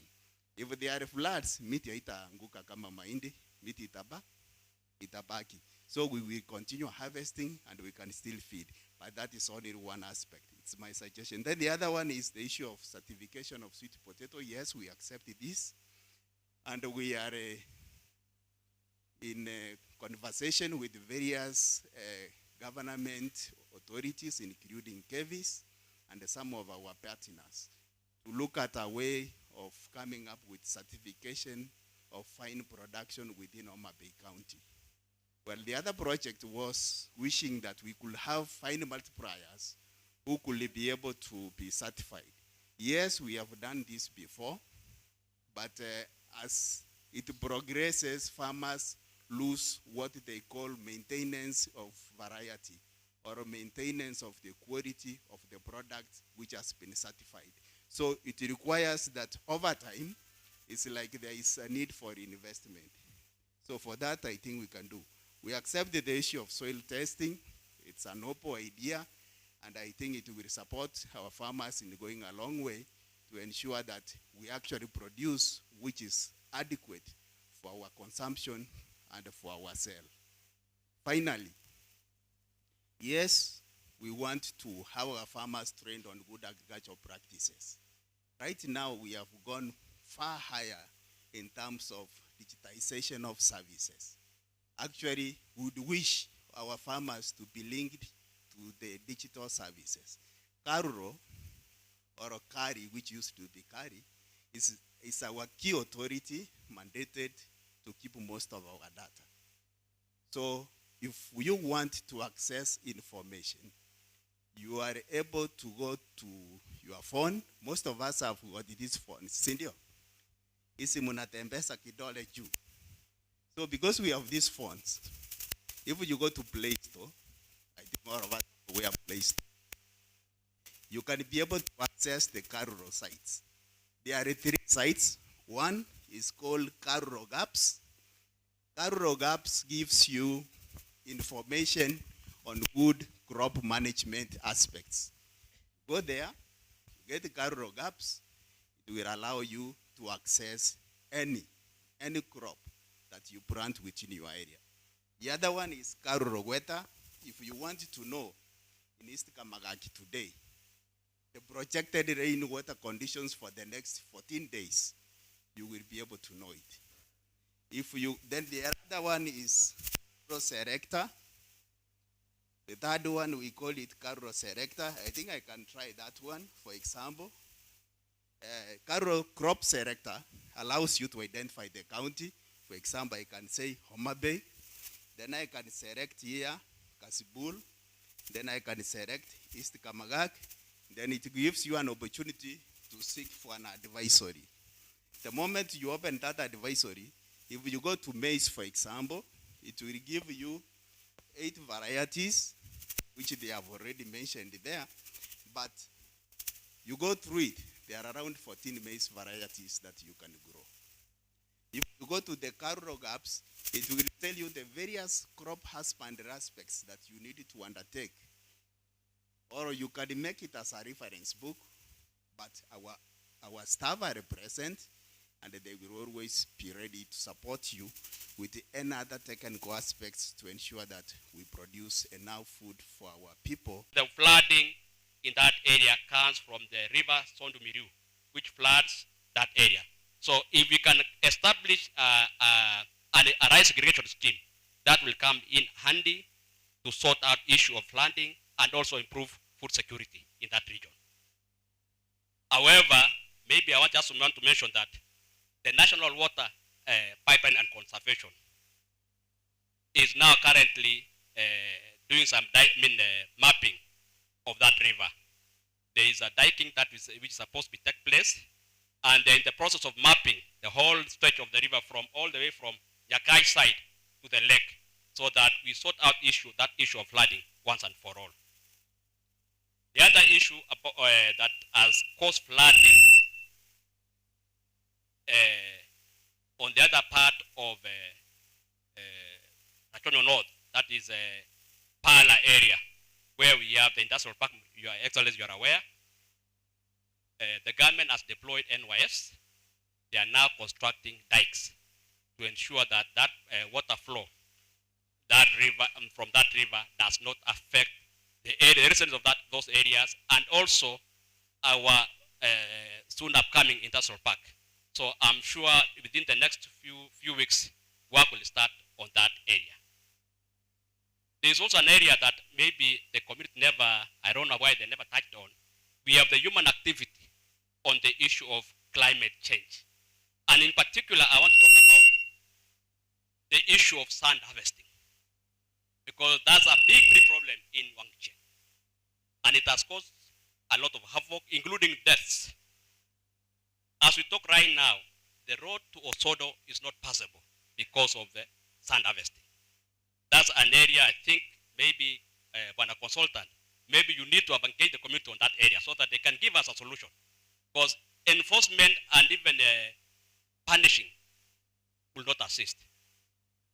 The only way we can handle that issue of sand harvesting is to make sure that we regulate. Because as far as we are concerned, sand harvesting is not illegal. It's only the manner that we do it. So we need to regulate that sand harvesting. And the only way we can do that is bring together the landowners plus the sand harvesters, so that we come up with a legal framework on how you're going to handle the issue of sand harvesting in Rachonyo. The other issue is the issue of afforestation. You're all aware that the government has been championing this. We have been planting trees in each and every part of this sub-county, these counties, and we are trying to encourage the farmers, the community, to restore those degraded sites so that we try and conserve our environment. Instead of complaining and doing whatever you've been doing, try as much as possible to also be active in ensuring that we restore those sites. I also want to report that as much as we still have people in our camps, the government, the county government, and supporting these people in the camps, we have been giving them food relief food, and we are still requesting for more donations, in particular from any organization that feel that they can support those people. We also try to encourage them to go back to their homes. Those areas that have dried up, we have been telling them, let them go back to their homes, because the idea of now being fed is not sustainable. We want them to work for themselves so that they can assist themselves. With those few remarks,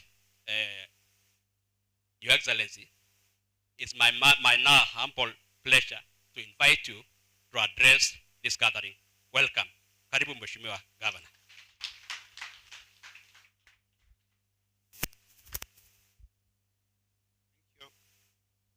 Thank you, DCC.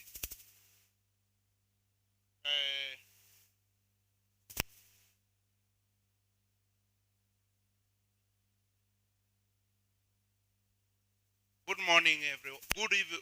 Good afternoon, everyone. To the DCCs, the CEO of the organization, the entire guests that are represented here. Allow me just to say that first I have to apologize for coming late. I was meant to be here earlier to start the program from the onset, but because of the commitments here and there, I could actually not make it in time. That's why I came late. Secondly, I want to take this opportunity to thank Ken Okoth, who is the CEO of this organization. I've known Ken for quite some times. I knew when this organization was started as the vision bearer. He had shared the vision with the board. And they put their heads together. He invited so many people to come in the name of the employees who are currently working in this organization. And he learned that he could not drive this organization alone. And then he shared his vision with the staff, the board, and the vision was shared and everybody became the vision bearer. And today it has moved out of him but gone to the community. This has led him to invite Dr. Calvins to come in and carry out a research and development to really find out the needs of this community. And the community participated in all this and come up with a document that is being presented here today. It is a big, big achievement for this organization and the entire community, and by extension, the 4 sub-counties that are taken care of in this document. If you look at the population within the 4 sub-counties, we are talking about over 700,000 people. So if we are going to talk about the 700,000 people, that is a half of the county.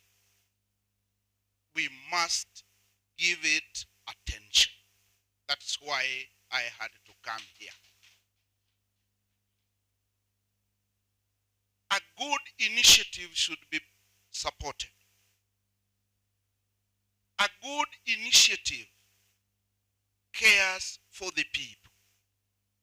A good initiative reaches out to each and every person regardless of his or her relationship with the organization.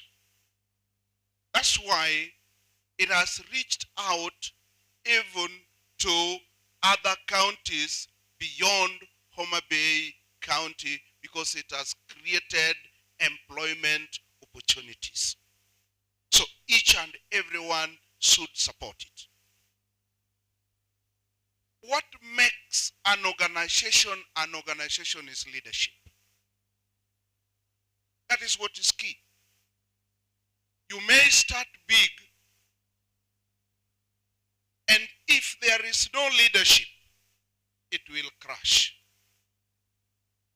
Things normally start small and they progress and become a multinational, they become national, and they become regional.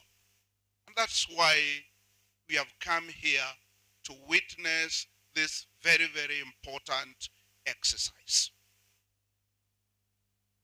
Something that has cropped up so key. We are trying to address the livelihood of the people. The livelihood of the people is so key. I know JAM addresses matters to do with education. They address health matters. They address the issues to do with peace. And if you look at those key thematic areas, they are so important to the human being. And as we are seated here, in the absence of peace, will you really enjoy that food? In the absence of food, would you really enjoy peace? We will not. And this leads us to something that we today address as the effects of climate change. We were born. Even if you are 100 years old, you only heard about Adam and Eve. Adam and Eve lived in the Garden of Eden. And in the Garden of Eden, was there any word called climate change anywhere? Yeah? It was not there. And then after Adam and Eve started living in that garden, they lived, and because of their actions, today we are talking about climate change. It will both affect us both negatively and positively. And we have to come out to address the negative impact that is creating. And how do we address it? We have talked of the Garden of Eden. And in most cases, people make reference to Israel. Why do we people make a reference to Israel? Maybe they say that Israel must have been the Garden of Eden.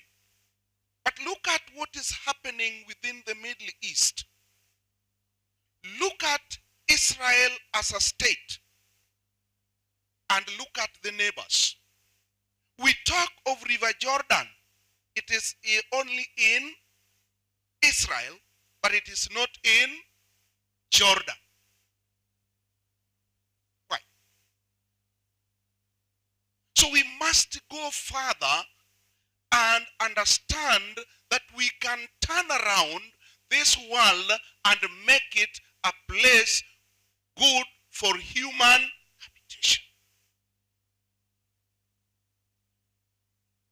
If you have gone to Middle East, you will find that Israel has the highest forest cover than nearly in the entire world, but it is in the middle of the desert. Look at the neighboring countries. They are just dry, without even a grass, without even a tree with a leaf. People are talking about this road and the other road.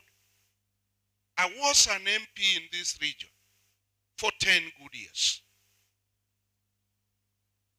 And all can remember that I used to preach about planting trees.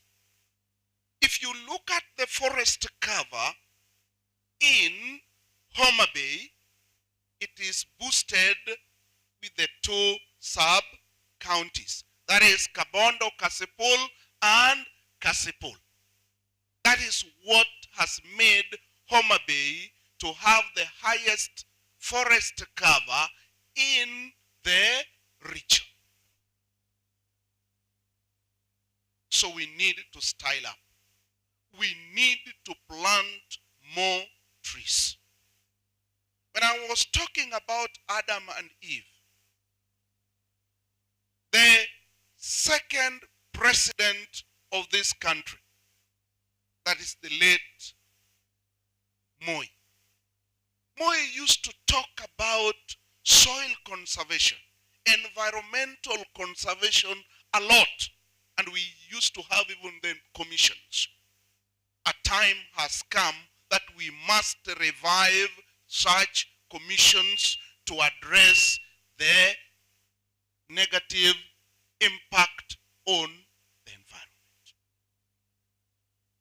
It is now our duty, not the late, but the current generation. If we really care for our children, if we really care for our children, then we must address the issue of climate change. It is a must. With us we are going, and there is a future generation that are our children.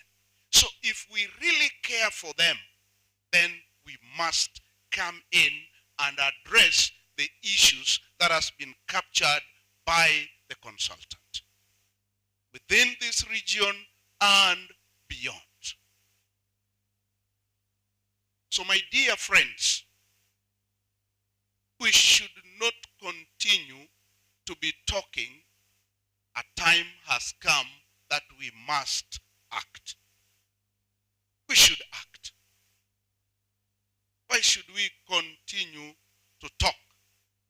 With somebody said that we talk as big as an elephant and do as little as a mouse.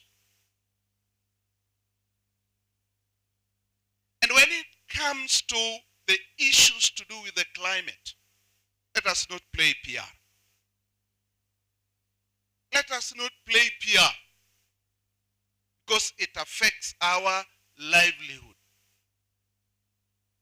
And the effects are so grave, like what we are witnessing within the lower region. I'm aware of the effects of the same in Homa Bay town constituency around Nyalkini. We witnessed it in Sindo the other time, that is in Soba South. We witnessed it in Simbi in Karachuonyo, that is Soba North. It has been off and on in Osodo, that is Rachuonyo North, and a number of areas. And whenever such happens, then we move there with relief, which cannot even sustain them for a day. So we must look for a solution that will be long-lasting to address these issues, that assure the people of their daily livelihood. So I just want to plead with the CEO, together with the board, that do everything you can do so that this report can be implemented. We have quite a number of partners. A county is there as a partner.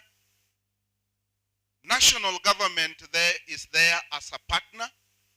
We also have some development partners elsewhere, both locally and internationally. reach out to them, liaise with them, where we can support.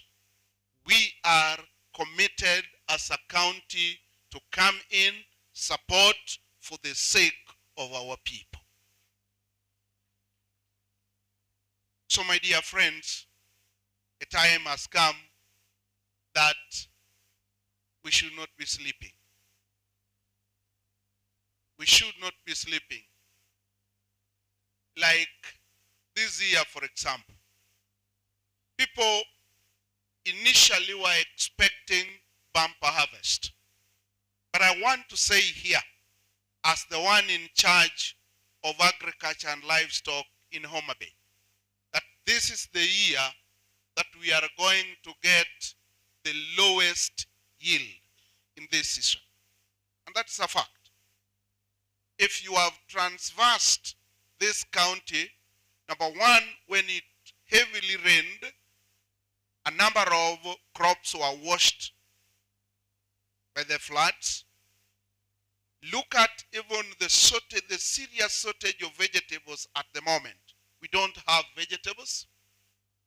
We don't expect to get beans because all those ones were washed away, and quite a number of crops were destroyed. So we are facing serious famine, maybe around even July. From July, maybe August, September, and even thereafter, around October, November, and December. Because we don't know what the short rain will hold for us. So let each and every family take care. Whatever grains they have, let them not sell them. Let them not sell them. But then we should also diversify and do arrow roots. Arrow roots will mature within a short time. We can also do things like sweet potato. We can even do also cassava and other crops to supplement the maize or the grains, such like, so that we can address the issue of food security. The food security is so key for us because as we address the food security, we address the nutrition security, and we also address the income security. So they are intertwined. It's key. We talk of poverty. If we address the food security, we do farming as a business. Let us not do it casually the way we used to do it before. And as we do it as a business, let us address the productivity aspect. And that is what calls for soil testing, usage of quality farm inputs so that we can address the productivity. It's so key for us. It will minimize our cost and boost our production. So as we continue to work on our farms, let us embrace the professionals. We have the ward agricultural officers, sub-county agricultural officers, and other technical staff. And I want to thank you for using them. And I want to commit that we will allow them to do what is expected of them to our farmers so that we can address the food security, nutrition security, and income security. So my fellow brothers and sisters, yes, ladies do say that the men are the major decision makers, but let us make these decisions collectively. Let us make it collectively for the interest of all. I know that we have also some key people, the PWDs. Let them not be left behind. Let them be involved in your decisions, because they are also human beings. They know their rights, they know their interests more than you do. So let us work as a team for the interest of our community. We have to remain professional in the way we are doing our things, and we must appreciate those who support us. And whatever little we receive, be it as an organization, be it as a county government, be it any partner working within the county, we must be transparent and be accountable to the community. That is a must for any partner, for any donor to support. Because in case there is irregularity, in case there is misuse of such funds, then the development partners will start fearing working with us. So we need to attract them. So with all those many remarks, may I take this opportunity to thank you and support the report, that let this report serve the people from this county and beyond. Thank you.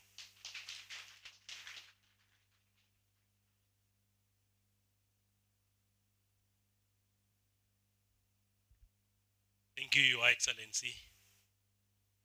In your speech, you really stressed the issue of environment, and I want to call Mr. Nani, who has assured us of trees to be planted.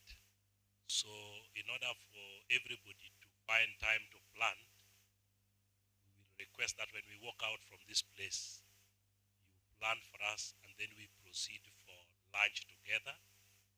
YAM is a food security organization.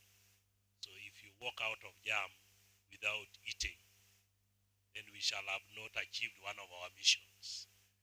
So please, Your Excellency, I know you are busy, and the DCCs are also rushing back to do the preparation. Especially I sympathize with the Rangwe one who is hosting the county.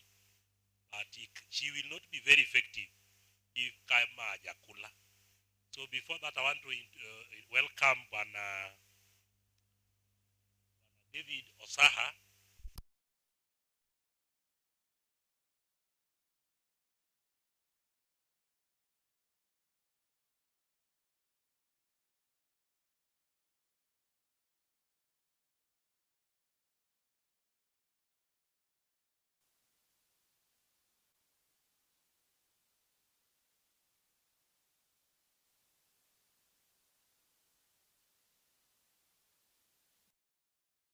To remember us. And David Osaha will present that to you on behalf of our partners. Brother David. Thank you so much. So here we have hooded jumper, ile ya kuzuia baridi. Then we also have t-shirts that has Homa Bay County logo, CARE logo, YAM logo, and our donors logo. Then we also have lesos here. So thank you so much for supporting our programs. I remember you signed an MOU with CARE and YAM to support us. We have been very much thankful for your support as a county. And now our project is ending next month. And the project has really registered a lot of success, courtesy of the support from the Ministry of Agriculture. So we thank you so much.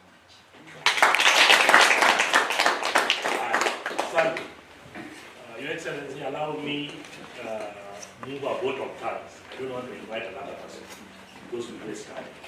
From here, we request you, the one of the DCC, the Forest Department, and Pastor, to be the one leading the planting of trees. The rest, watapanda, after we have eaten.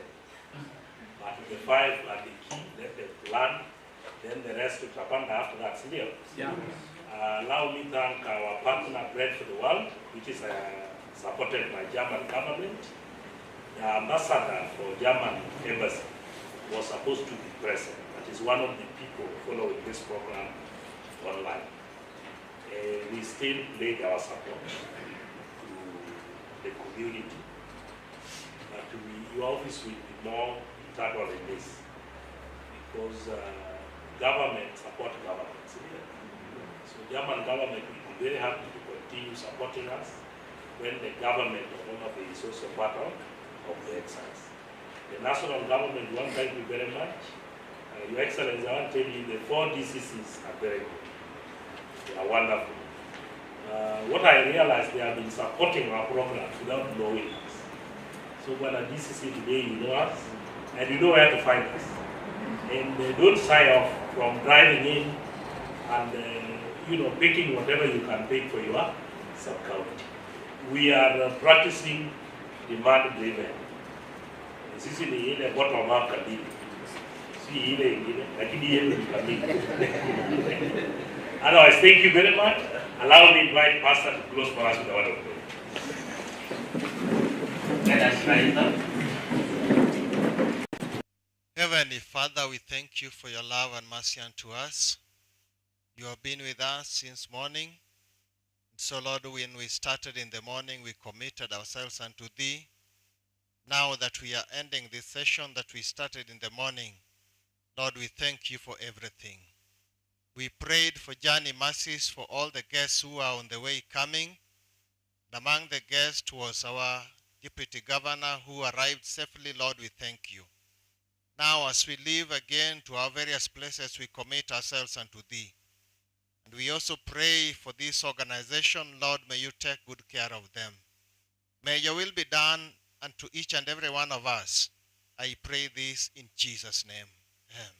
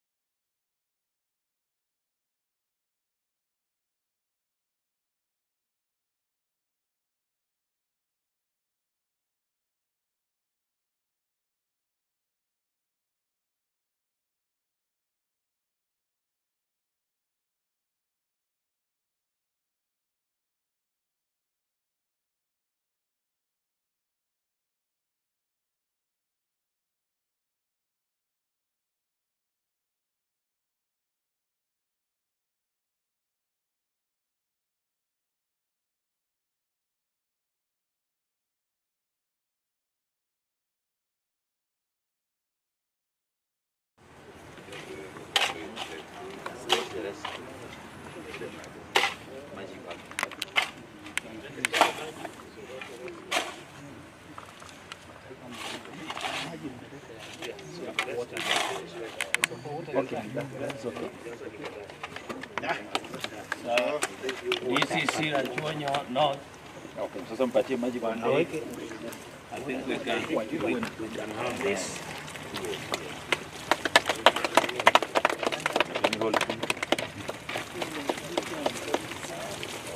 So let this tree live and feed the world.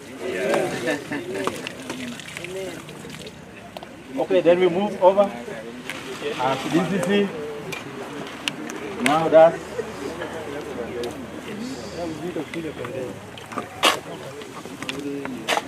then we have DCC Rangwe. Yes.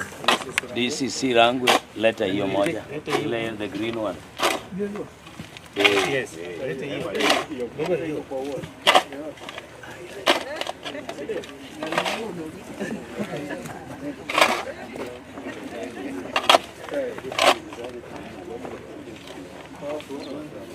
That's okay now. Asante. Okay. Haya. We can clap. Thank you. Thank you. Okay, thank you. Now we can now move to the next. Now sasa hapa. This is Rangwe. Good. This is another fruit tree. Eh? Yeah. It's a fruit. It is. No, it is. It is. This one is a. It is this one. There's no problem. Toa tu chini. Haina shida hiyo. Hiyo karatasi ndio mtoe. Itakuwa hiyo imefika. That will be the best. Actually unamwaga tu kidogo juu sasa. Sasa pama mwenyewe. Can we just clap for And then we can now have the pastor. You can bring one so that the pastor can also plant.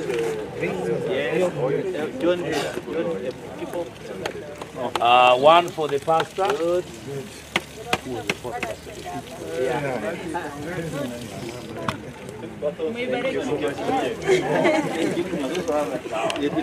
So hii itakuwa ya mchungaji. Naweza kutengeneza.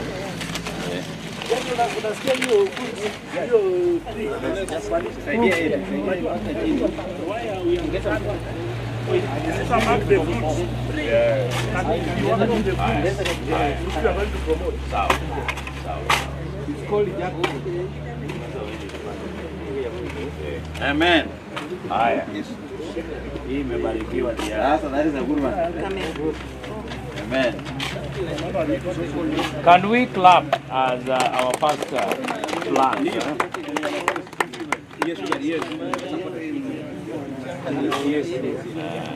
Sasa hiyo ingine wataweka. Leta maji. Maji ndio hii. Kefri. Kefri wanapanda. Now we go to the first hole. Ya kwanza. Good. We can clap, eh? Amen. Asante, Pastor. Amen. So let's go now to the first hole. Let us assign somebody to take care of them.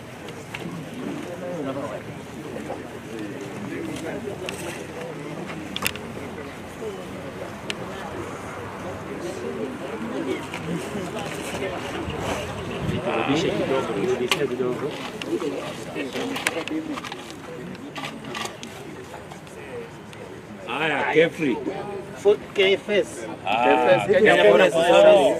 Kenya Forest Services. Yes. Yes. Sasa forest mwenyewe kwa hapa. Yeye ndiye ameanza. Asante. Asante sana. We can clap, eh? Sawa. Yes. Naweza kumwaga maji. Asanteni sana. We can now get directions from John, eh? So from here, we are all moving down to the tent. Down there where we are going to have a bite. As we appreciate nature. Asanteni sana. Thank you. Let's all move We as can we are walk led down. by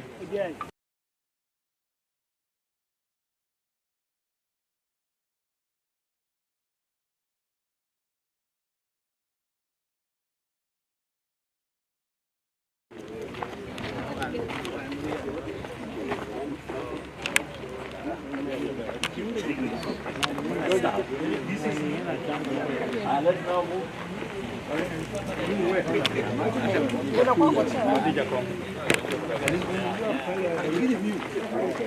move.